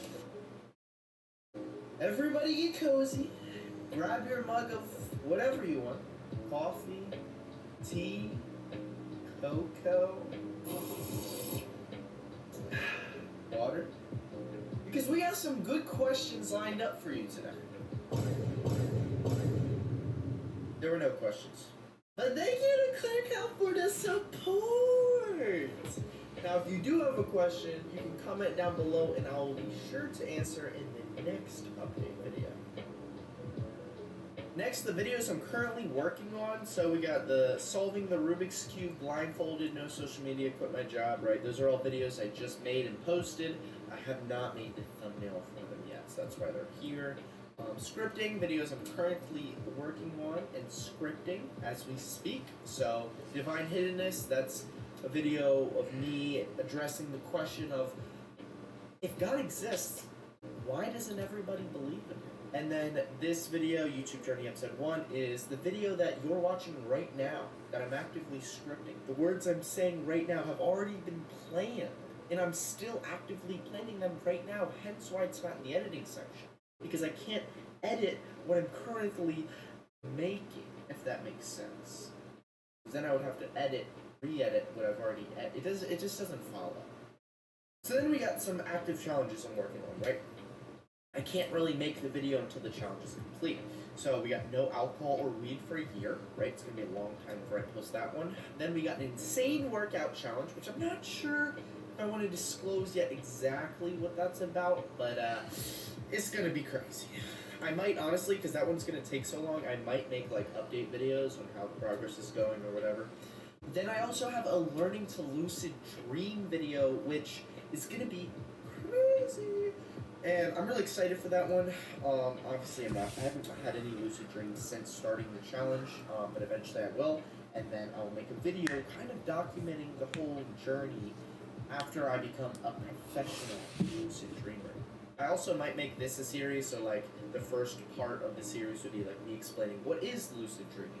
Then the next video might be me explaining how to lucid dream. And the third part might be me explaining how I got to this expert skill level of a lucid dreamer that I am. Okay, and then we have the maybe next category. So these are 2 videos that I want to make in the future, but I haven't really started the process of making them much. I haven't really put much thought into them. So one is I want to make a video on me getting good at chess. I'm thinking maybe get 1,000 elo in chess. That'd be cool. Another one is a voting video. I don't really know all the specifics yet, but I think just a cool video that would be really informative that people should watch before they vote this election. Actually, there are some more videos that I might be making. So one of them is a challenge video with Zach. I don't really know exactly what we're gonna do, but we might make a video together. Because honestly, like when we're together, and we're like, honestly, what should we do right now? I'm like, oh, let's film some videos. So if we did a challenge series where it's just us two, like working on a specific challenge, and I only do it when I'm with him, and so we like kind of see our progress together, that'd be sick. So like I might work on that. Another one's a podcast with Anna and Zach. So me, Zach, and Anna all have insanely different opinions about a lot of different things, and we're all decently opinionated. So I think it'd be really interesting if we just had a podcast where we talked about like literally anything. But again, I haven't started the process in really any of those 4 videos, so we'll see how that goes. But those are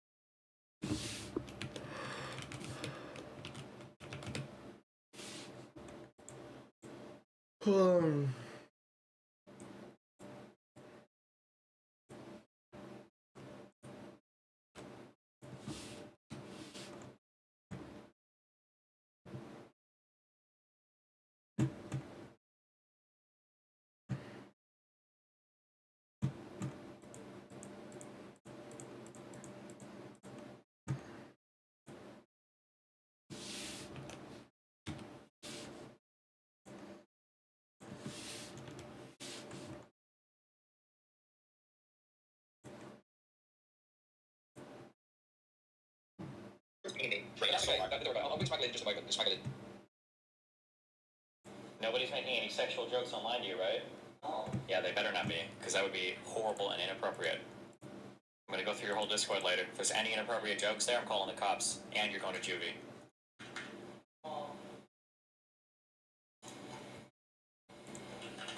That's on a police investigation was opened? Probably 0% chance. Why would that, and how would that impact any of what? Wait. Yeah. Great. I guess everybody, I'm looking at the chat right now. I see everybody saying, let's smuggle it. Let's smuggle it. I don't know what Okay, yeah, smuggle the resources. Right, that's okay. I'll bring Smuggle in just a moment. Smuggle is connected to some of the YouTubers, like I think he's worked somewhat with Tom before, so he may have some information that maybe goes against some of the things you're saying. I'm not 100%. We'll do that in just a moment. But yeah, I mean, I guess that like. Well, let's do it now. Okay, sorry. I gotta remember what was your thing. So, go on. So, Lava GS, he's still in contact with Chris. Obviously, he told Chris about this, and his response to this. I don't know if he's actually saying this or Chris is actually saying this. I'm aware that he told us when we were asking him about this sort of stuff. He completely said that there's nothing weird about Chris, but then we know that's not true because of the Chatman stuff. But he was like saying that nothing happened.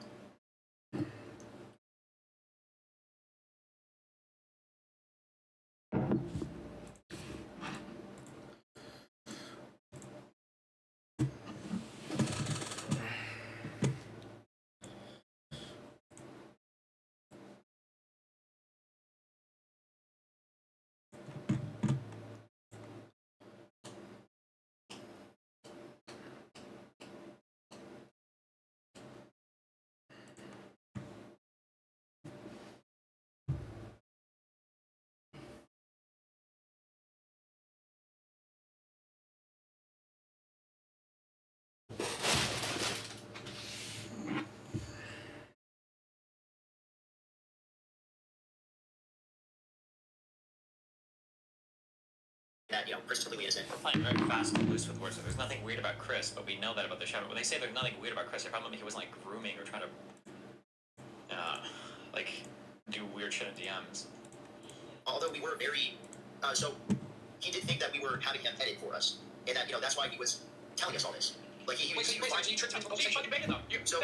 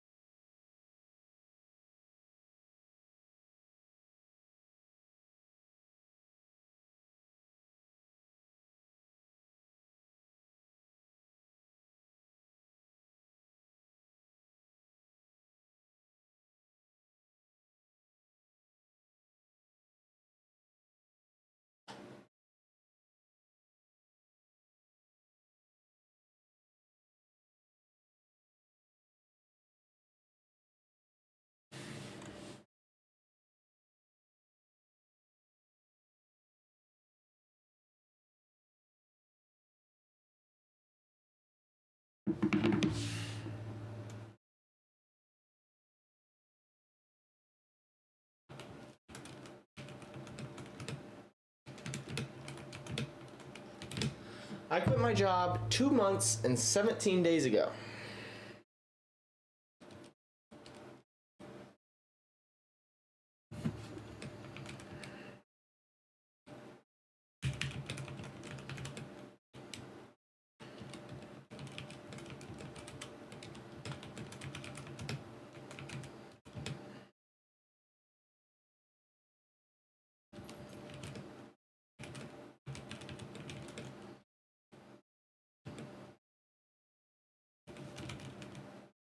To go full time into YouTube.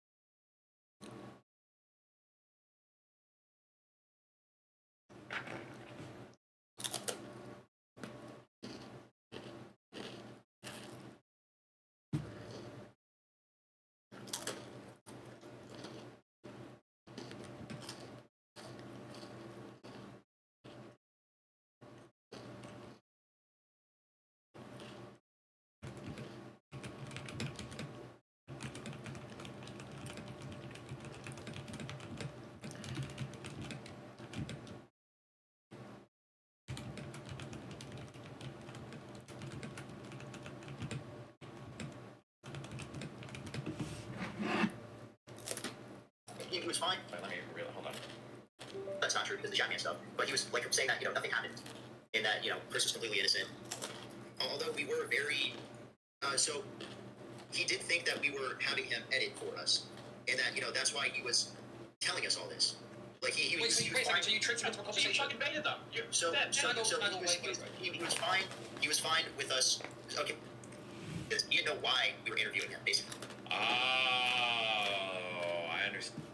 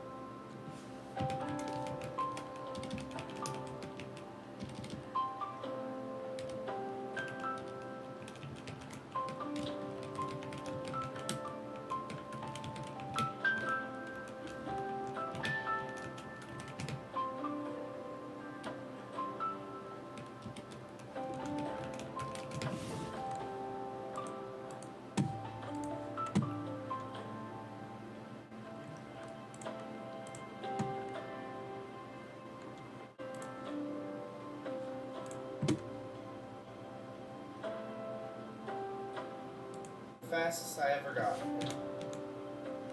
Wow. Wow.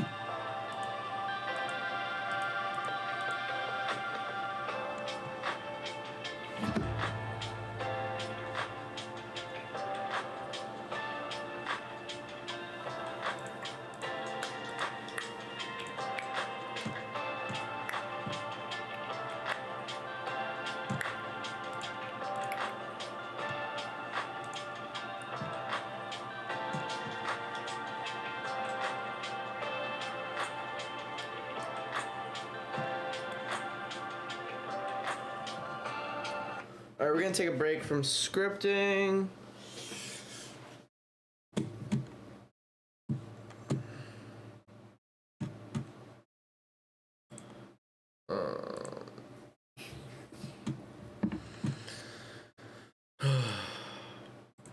Tired.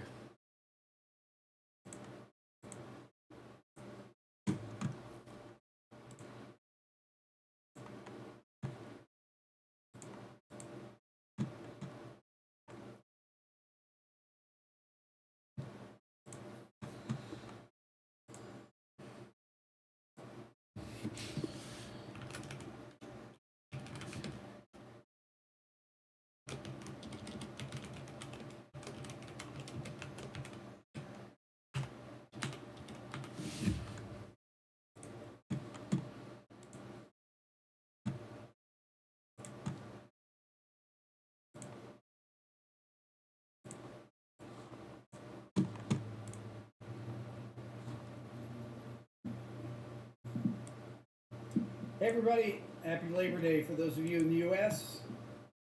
Happy Monday for those of you not in the U.S. I guess it's just a normal work day, but most people go back to school. Kids in the north here go back after Labor Day. My kids have been in school down in Atlanta for about 3 weeks already. So anyways, it's kind of like the end of the summer today.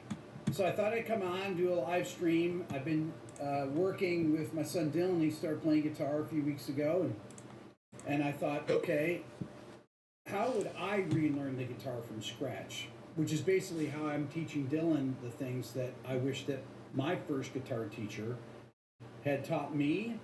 Before we start, I have my Beato bundle on sale. A lot of the stuff I talk about is in the bundle. No, everything that I talk about in today's lesson, it's kind of a lesson, is in my Beato book. I talk about it, the theory of it, in my video course, in my Beato book. I talk about the ear training part of it, because you always want to develop your ear in the ear training course. And I have a beginner guitar course, right, which actually starts with the real basic bare bones beginner. I'm going to show you kind of how I would take the bare bones beginner guitar and what I would add to that to start learning how to play the guitar, because I would be way further ahead.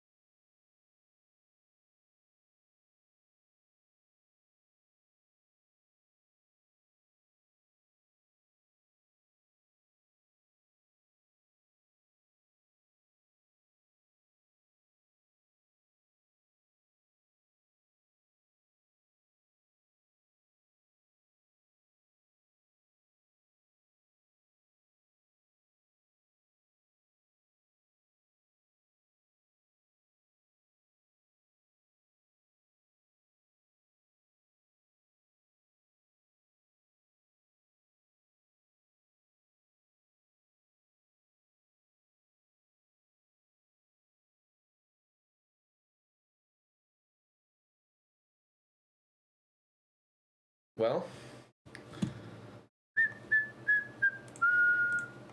as a guitarist, if my first teachers knew to teach this stuff, but they really didn't. It's not their fault. They're just people didn't know these things that I'm going to talk about today. I mean, some people did, but you had to actually follow them and transcribe what they did to actually know what they were doing and be able to teach it to people. And it just wasn't a thing in 1976. And I have 3 shows coming up. I have a show on the 28th here in Atlanta. There's still tickets available at the Variety Playhouse. September 28th. October 17th in New York City. If you're anywhere in New York, I'll be playing at the Gramercy Theater. And then in Berlin on October 28th at the Passion Church. That was sold out, and then they opened up the balcony for it, and it still has some tickets left, so would love to see you. So what would I learn again from this? How would I start this? Okay, so I'm going to start with just playing basic chords, but like, what do you do with these things? Because it took a long time to get to these, as a player, to get to learn these things. Let's say we take a basic G chord here. Okay, that sounds really good. Nice and in tune. Okay, now, one of the things, since I played the cello first, I actually had some facility to play scales and to learn riffs, okay? but I didn't know what to learn. I mean, I could figure out.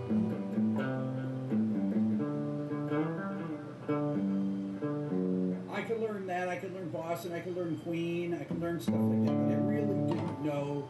I didn't understand the neck. I didn't know what I was playing, and it took a long time to figure out what I was playing. And one of the things that would have been helpful is to learn if I had an exercise like this, like a simple G major scale exercise. I'm going to talk about would be something like this. And then I go up here. Okay, so those two positions right here really outline a lot of G major on the neck. We don't necessarily need to worry about these positions in between. Those will come later. But if I just had learned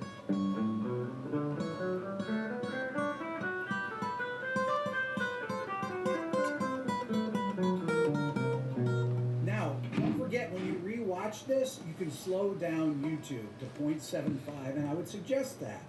You can just follow right along.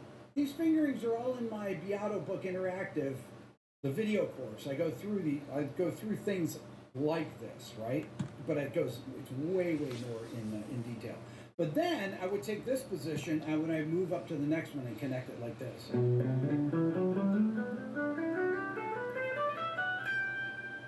Okay, and then I'd come down this way.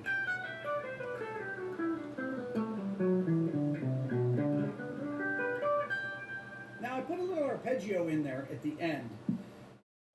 Disconnecting scales and arpeggios is actually a bad thing to do. They should actually be learned together. And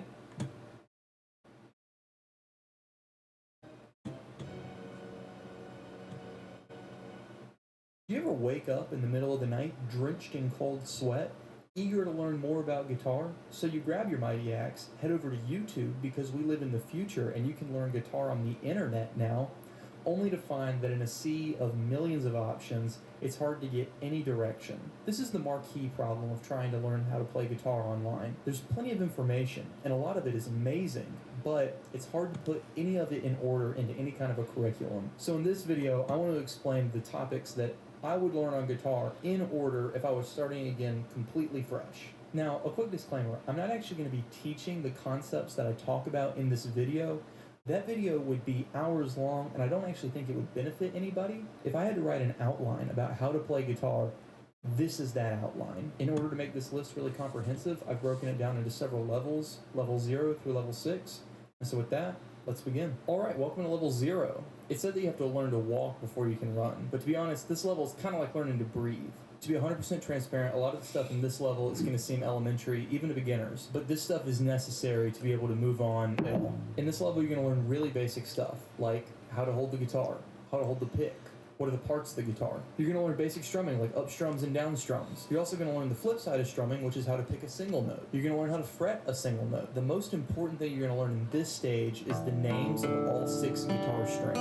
You have to master that before you move on. Starting with really basic guitar maintenance, you're going to learn how to tune your guitar in this stage. Now, starting with the beginning of what's going to be some pretty unfun stuff is music theory. In this stage, you're going to learn what is a note, how many notes are there, what is a chord, what is a key, and you're going to learn the basics of intervals. Basically, what is a half step versus a whole step. If you master all that stuff, you'll have mastered level 0. Welcome to level 1. Now you're on your way to becoming a real rock star. You're going to want to start simple by buying a leather jacket, and maybe you're going to like your schoolwork or your job slip a little bit. In this level, you're going to learn how to play basic open chords. I think you should learn E, E minor, A minor, G, C, and D. That's 7 open chords to master here. You should learn how to strum in time. You should learn how to count music and play different note values. In this level, you're going to want to learn how to do some very basic guitar maintenance, namely how to change your strings. I'm going to try to recommend some songs from across different genres that all work pretty well for guitar players in this stage. In this level, the songs I recommend learning are either really basic, fun strumming songs, or songs that you can play just on one string. I recommend For What It's Worth by Buffalo Springfield, Wagon Wheel by Darius Rucker, Smoke on the Water by Deep Purple is a good one. That's kind of the beginner guitar song. Seven Nation Army by the White Stripes is a really popular one, and Iron Man by Black Sabbath is really good. Okay, on to level 2. In this stage, you've got to focus on getting cooler. I suggest wearing sunglasses indoors, especially at night. In this stage, you should learn the right-hand technique of alternate picking. You should learn the first position pentatonic scale, which I actually have a video on. It's called the minor pentatonic scale. You should learn all the notes on the fretboard up until the 5th fret. As far as music theory goes, this level is pretty basic. You're going to want to learn what is syncopation and how to count different beat subdivisions. The songs I recommend here are Sweet Home Alabama by Leonard Skinner, Running Down a Dream by Tom Petty, House of the Rising Sun by The Animals, Highway to Hell by AC/DC, and Hurt, the Johnny Cash version, is really good. Now, if you make it to level 3, then rock stardom is basically guaranteed. It's important to pick out a rehab center now, so when you burn out on drugs later, you're already good to go. In this level, you're going to want to learn the second position pentatonic scale. This is the major pentatonic scale. You're also going to want to learn bar chords at this level. Start with F major and B minor, but you eventually want to work your way up to where you can play bar chords with 5th and 6th string roots, and you can play the minor and the major versions of those bar chords. I think this is the point when most guitar players should learn all the notes on the fretboard. That's a skill that's really going to pay off as you progress. You should also start trying to solo over backing track. There's actually some really good YouTube channels for this. Specifically, I like Now You Shred. They have really good backing tracks. Don't try to do anything overly profound, just start messing around with this. The songs that I recommend for this level are really good to learn, and they're also really good to practice soloing over. They are Sultans of Swing by Dire Straits, Layla by Derek and the Dominoes, Wish You Were Here by Pink Floyd, and Whole Lotta Love by Led Zeppelin. Alright, level 4. To be honest, if you haven't thought about a stage name at this point, then you might need a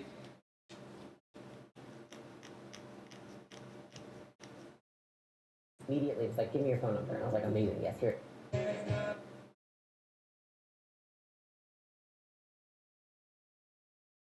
I met Alex on Bumble. I think I was intrigued because he was like, immediately, it's like, give me your phone number. And I was like, amazing, yes, here it is. Here, stranger, take my phone number. And then he was like, I figured that we could just get our first date out of the way, talk on the phone. And I was like, oh, I like this guy. So we went on a date. The most interesting date I had been on, because I think I walked away not thinking like, oh my God, this is my future husband. I was just like, I just keep wanting to talk to him. I remember feeling like for the first time in a long time, I didn't feel like alone. I met Alex on Bumble.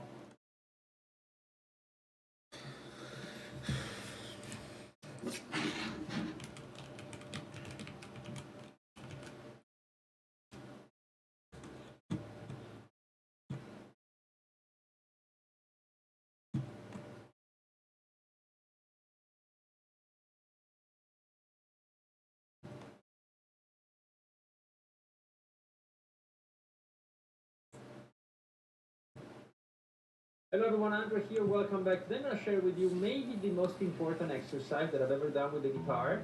I started doing this very early on in my musical adventure, and it's still with me today, so it's been very useful. And I've also taught it to a lot of students throughout the years, and they've benefited greatly from it, so I'm going to share it with you right now. When I started out playing the guitar, I was living in the suburb of Milan, in a small town. There was no internet, and very few guitar books out there, and so a lot of information we kind of just pass along to one another. Maybe a friend of ours would play the electric guitar, maybe one went to guitar lessons, maybe somebody else didn't, but we kind of talk to each other and kind of figure stuff out. And one of the things that stuck with me is one of my friends telling me that he used to do these chromatic things. And I didn't know what chromatic meant, of course, but I figured out that on classical guitar, one of the most common exercises was something like this. With the open string. And so that sounded interesting to me. I thought, well, that makes sense, move all your fingers. And so what I used to do was, during my lessons in class, in high school, so I hope my parents are not watching this, I would just tap the fingers on the desk. After a few days of doing that, I figured, there's so many ways we can move our fingers. So I kind of calculated. There was 24 different permutations and combinations of fingers, and I started to tap those out. So it was very annoying for a lot of my classmates because you would hear this all the time. And so I realized that, okay, well, this is very useful because I really was obsessed with the guitar, so I can practice without my guitar. But eventually, when I applied it to the instrument, I realized that it was very beneficial in many ways. So I'm going to analyze just a few of these combinations just to get you in the ballpark. And then, of course, I will leave you the list of all 24. So the first combination, of course, is 1, 2, 3, 4, which I play up here just so it's more convenient.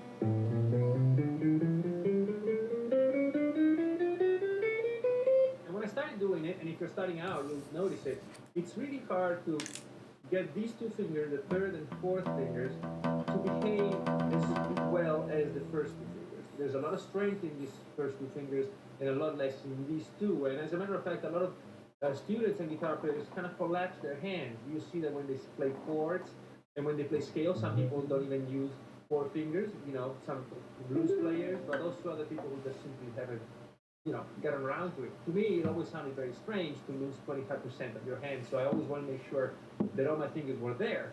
And so this really drove the point home that I wasn't in full control of half of my hand. Okay, so that's one of the things that I think this first combination will really help you focus on. If you notice, like a stumbling rhythm or maybe a bad sound, you know, that's probably because these two fingers are not working as well as the first one. So this will really help you out. You should practice it like any combination. You can play once per string. Of course, much slower than this. You're starting out and you work your way back.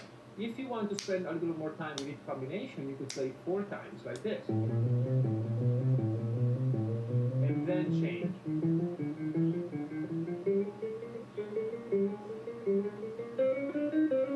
Right, so you want to focus on the sound, the tempo, everything, you know, the attack of the string. But that's a great exercise, right? But it's only one of them. So the next one up, and don't worry, I'm not going to talk about all 24 of them, but the next one up is 1, 2, 4, 3.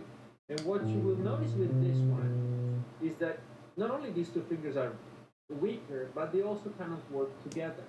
So when you do 1, 2, 3, 4, you're using the momentum of the hand to get these two fingers moving. Now we're going to take that away because you do 1, 2, 4, 3. So you're going back towards the 3, and the 4 has to move all by itself. You can't count on the third one.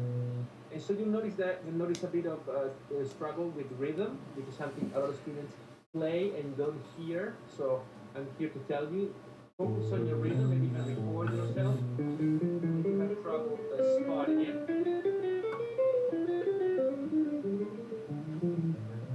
You want this very even sound, even tempo, and all that. Then we move on to 1, 3, 2, 4.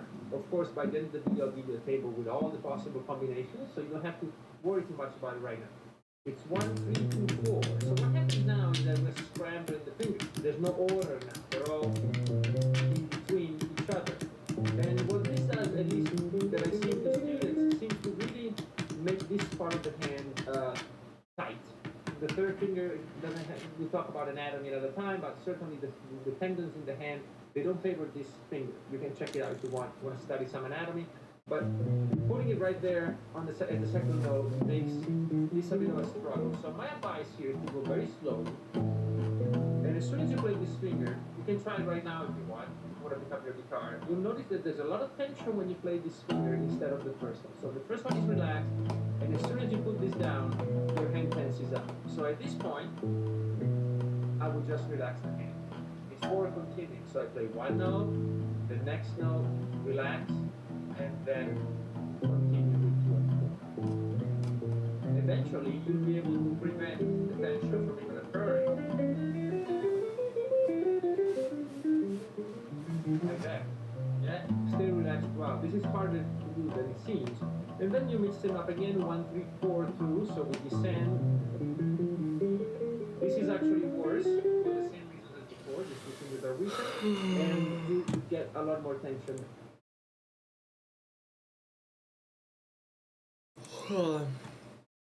Anyone can learn how to play the guitar in 7 days or less. So the way guitar is usually taught is they give you a really solid foundation that you can build off of to become a great guitar player. But not everyone who wants to play guitar wants to be a great guitarist. Not everyone who learns to bike wants to go to the X Games. Some people just want to bike. So if your goal is just to play guitar for friends or to go with your singing, you don't necessarily need that same really good foundation. Your foundation can be, okay, now to learn guitar, there are 2 main things that you need. Knowledge, but you also need the muscle memory. The way that muscle memory works is that you develop it in the time that you're not practicing. So you practice, and then during the time after, you internalize it, and then when you come back, you'll be better at it. So with that in mind, you're going to want to practice for 15 minutes, 2 to 4 times times a day, but not more, because your fingers will hurt. Guitar strings are these thin metal wires that dig into your soft, delicate fingers, and it hurts. So you don't want to overdo it. Now, in terms of the knowledge, if you've ever watched any other beginner guitar course, they always say you start with open chords. And that's great because it gives you a solid foundation that you can build off of. But we're not doing that. We're doing a shaky foundation that's fast and effective. So we're going to simplify 4 basic chords. Because the thing with guitar, you recycle a lot of chords. So if you learn these 4 main chords, you're going to be able to play thousands of songs. You just got to shift around the order, strum a little differently, but it's really just these 4 chords. So these chords are G, D, E minor, and C. To read the chord diagrams, picture a guitar that's on a guitar.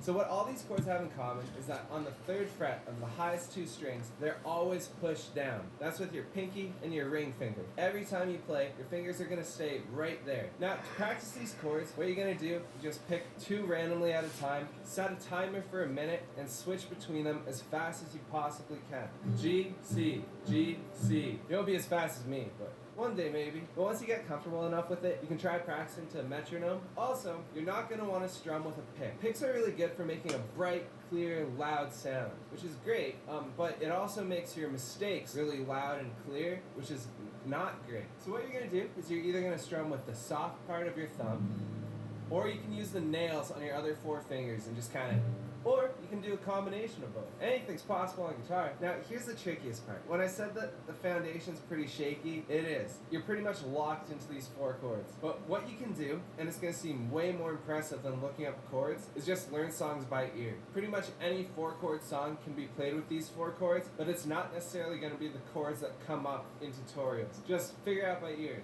Does this sound right? Just a small town girl. Nope. Just a small town girl living in a lonely world. That's it. We figured out the song. And you can pretty much do that with any song. The only thing that matters is that you get the tempo right and the chord changes are in the right place. I'd recommend getting a capo because it can help you play closer to the actual key for most songs. Otherwise, you can just transpose it. That means not playing the right key. But I'd recommend getting a capo. You're playing guitar. It's guitar playing. You're playing guitar in under a week. I told you so.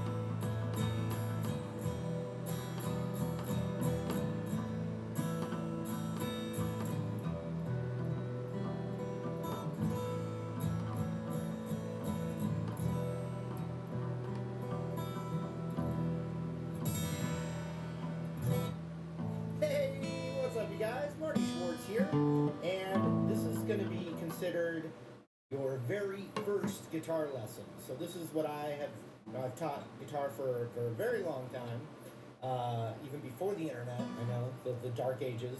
I was even teaching back then, and I figured out a way that I wish a teacher would have taught me my first lesson. And so for my own desires, now I'm going to be passing that on to you. And what we want to do is just start with one little shape, Scout's Honor, one little shape that we can move around and start making some music right away. Now, if your guitar is not in tune, it's not going to matter how good you are at the fingering and all that. If the guitar's not in tune, it's not going to sound good, and you're going to get discouraged. So I do have a video on some basic tuning your guitar. There's a link for it here, so you can check that out, because we need the guitar in tune before we kind of do this stuff. So we're going to zoom in and talk about the guitar a little bit and learn this little shape with our fingers. And, you know, the real key is not natural music ability. Really, it's the desire. beginning, which I like to call like the first month of guitar, maybe we call it like 2 months, what you want to do is if you always want to play guitar, just give yourself, work on 5 minutes a day for 2 months. Don't decide if it's too hard or too, not for you. Just give it that 2 months and 5 minutes a day, and what you'll find is a lot of times that 5 minutes, when you have a little breakthrough, can become an hour or 20 minutes. But if you just give yourself the 5 minutes a day for 2 months, take a few days off here and there, that's okay, and then decide. Because really, it's about breaking through that first hump. Because the stuff you learn after the basics, you can just add little things to your arsenal, and it's just fun. So anyway, really appreciate the support. Let's zoom in though and start learning this stuff. Here we go. All right, so I'm going to show you these 2 chords that are the nice, kind of the easiest chords to start with, and you can make a little music right away. But real quick, let me talk about just the basics of the guitar a little bit. We've got a guitar, step 1. Step 2, we've got the neck of the guitar and the body of the guitar. Body, neck. The headstock of the guitar, this is a Taylor 614. Got my tuner here. These are the tuners, headstock. Then we've got the strings, right? The strings are connected to the bridge of the guitar. You've got sides here, and you've got the top. You got the back. You got a little strap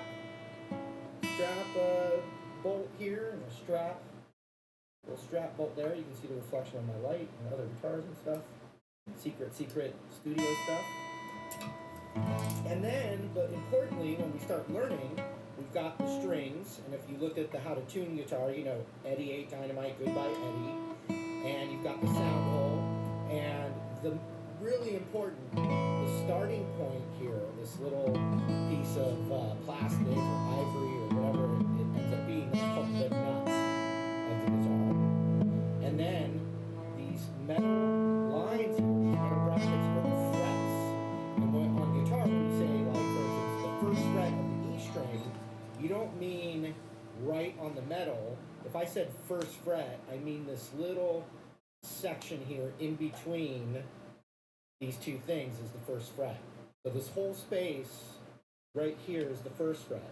This area in between these 2 metal frets, this is the 2nd fret, 3rd fret, 4th fret, etc. The dots on the guitar are just little locator points, so eventually you start to memorize where the notes are or help you, play where a certain chord fits in. They're visual references.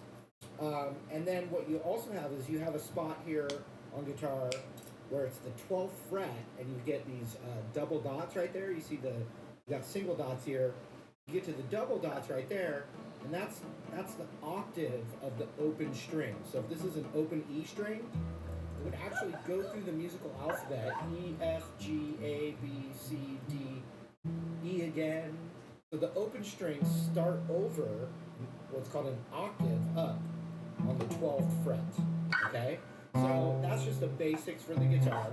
Let's learn the E minor chord. Now, I recommend you get a pick, and if you're a beginner, I would recommend a light pick or an extra light pick if you've never played guitar before.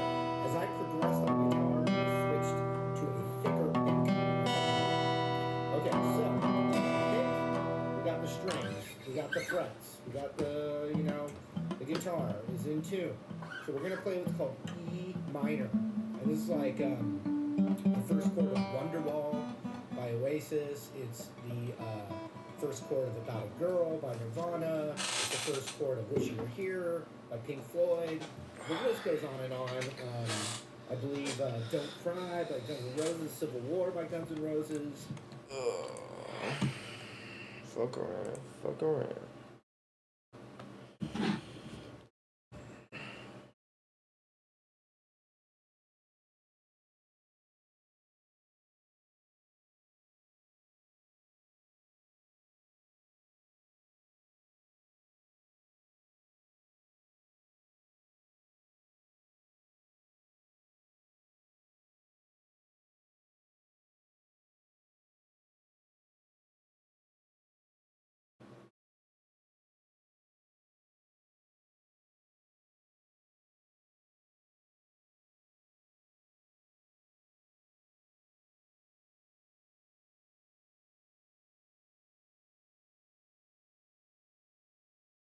trouble about Jason. Well, yeah, he's got a super team. You know what I mean? Like, if I had a super team too, I would win too. You know? I told him the same thing. Like, well, you got a super team now, coach. If I go 5 for 20, like, we get blown out. You guys don't know how much he gives me trouble.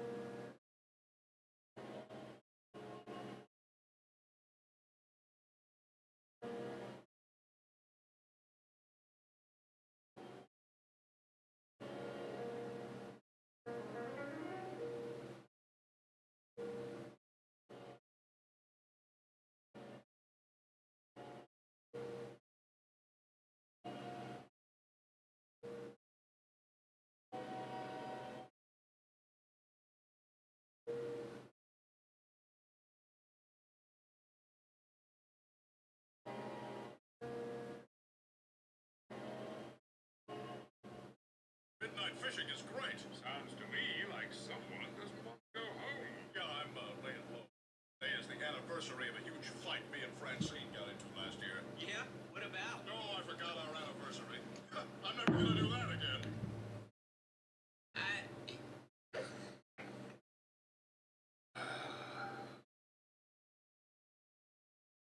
There it is. Midnight fishing is great. Sounds to me like someone doesn't go home. Yeah, I'm laying low. Today is the anniversary of a huge fight me and Francine got into last year. Yeah? What about? No, I forgot our anniversary. I'm never gonna do that again. I gotta say, I know it's only like 2/3 of a year so far. Pretty sure she's the best offensive rebounder I've ever seen. So women's because of her nose for the basketball and the way she maneuvers. Whenever offense, like Rodman's totally wasn't offense, and she's offense. Like her rebounds are almost 50 offensive rebounds. She goes out there among those very tall women, and she got 11 rebounds with 5 of them. And every time she did one, I said, how did you do that? Some sort of weird genius to it. To anticipate house, the carol, how years are going to go. She's always in the right place. I gotta say, 2/3 of a year so far. Pretty sure she's the best one. So this is what it is. Oh, you don't have to join an expensive club. Back here, thief! This was China's first time hosting the Olympics.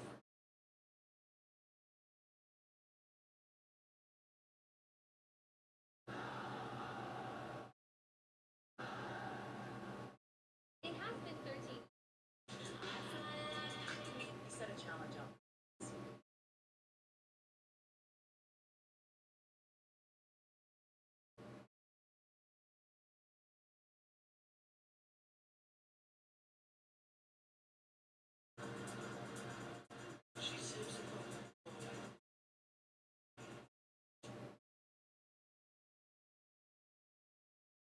Watch your smart.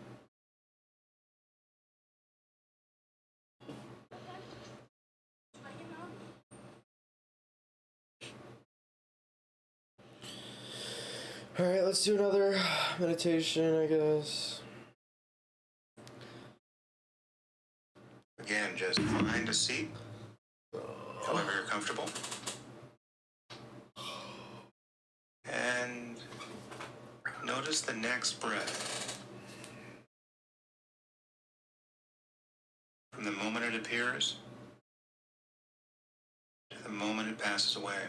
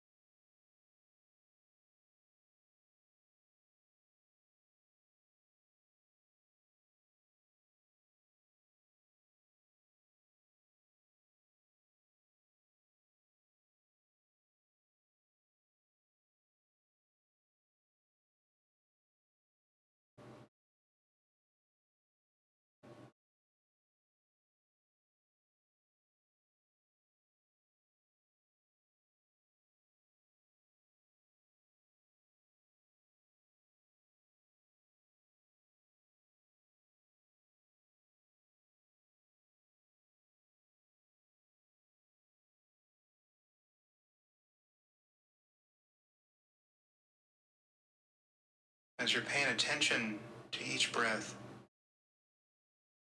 notice if you're anticipating the breath, if you're waiting for it.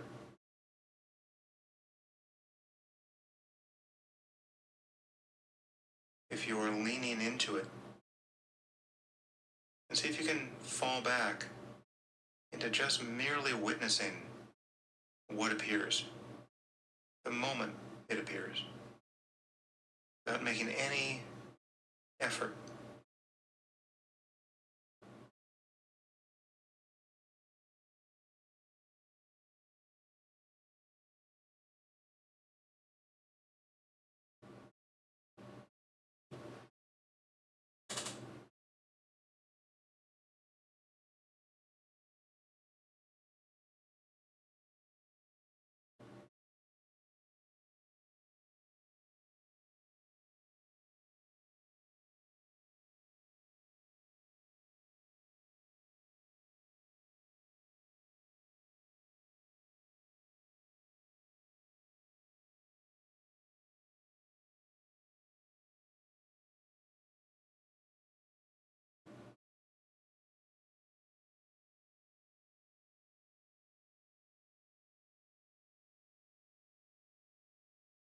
Again, see if you can refine your awareness so that it is very precise but relaxed.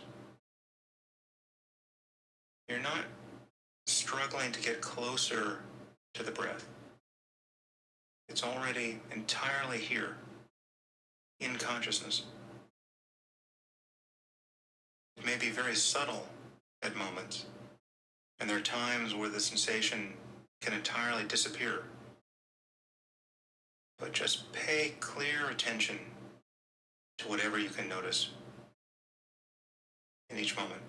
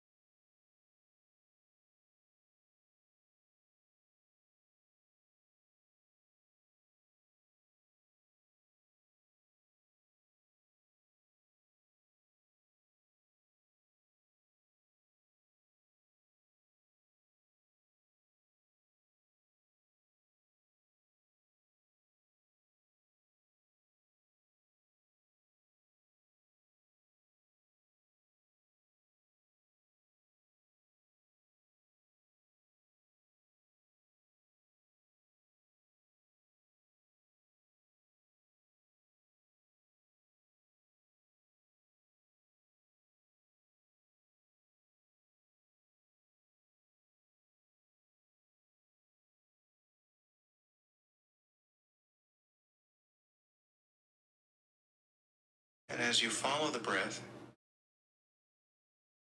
let your mind expand to encompass everything that appears in the same place. The place where you notice the breath is the same place where you're hearing sounds and feeling sensations in your body. And it is, in fact, the same place where thoughts are arising and where moods come and go. See if you can just rest your mind as a single sphere of consciousness.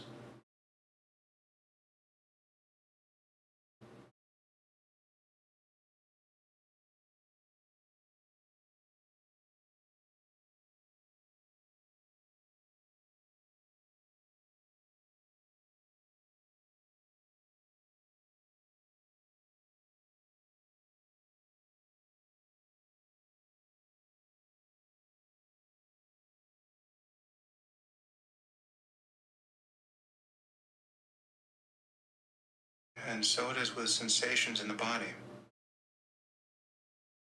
The feeling of having a body itself is arising in this same space.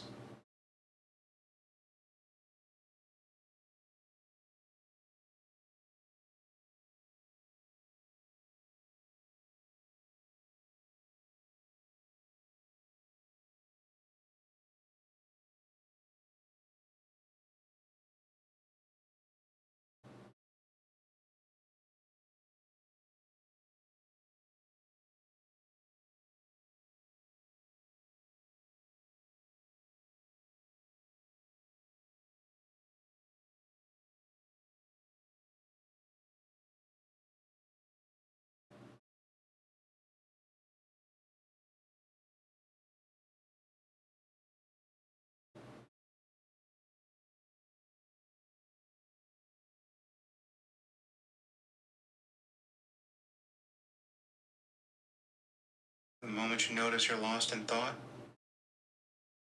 see if you feel any judgment at all, which is itself another thought.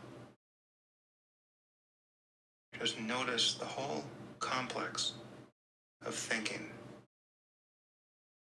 as another raw appearance in consciousness, just like a sound, just like the sound of my voice.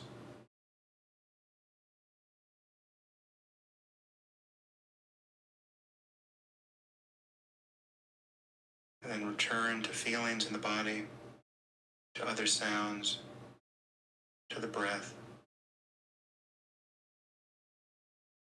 Leaving your mind wide open like the sky, or like a mirror in which everything is appearing, brightly reflected.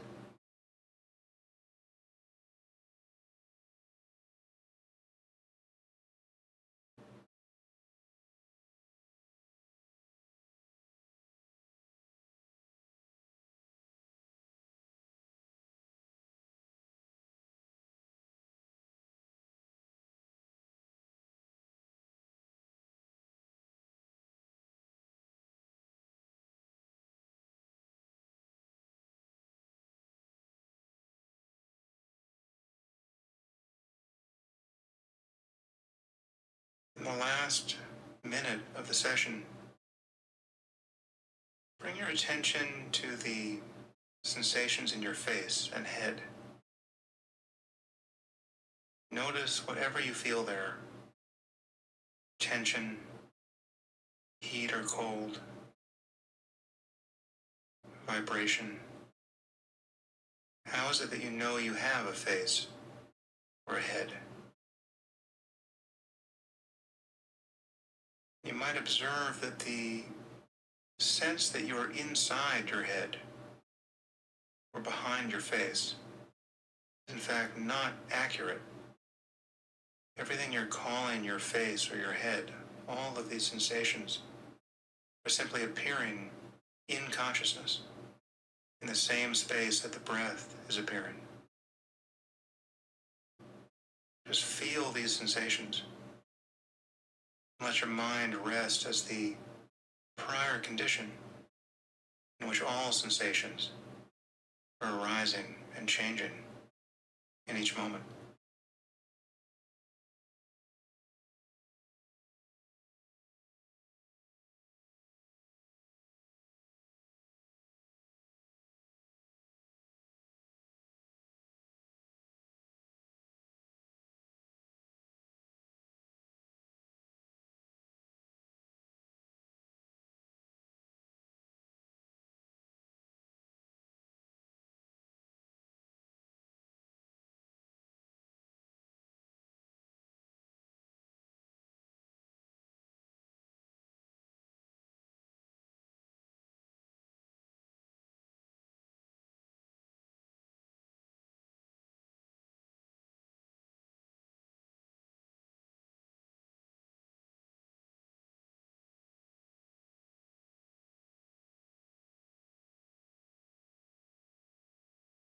Okay. Once again, thank you for your practice, and I'll see you here soon for the next daily meditation. Oh, God. I'm tired.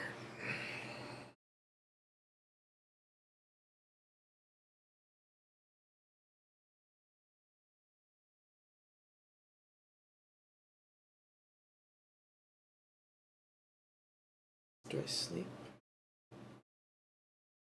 Or do I not?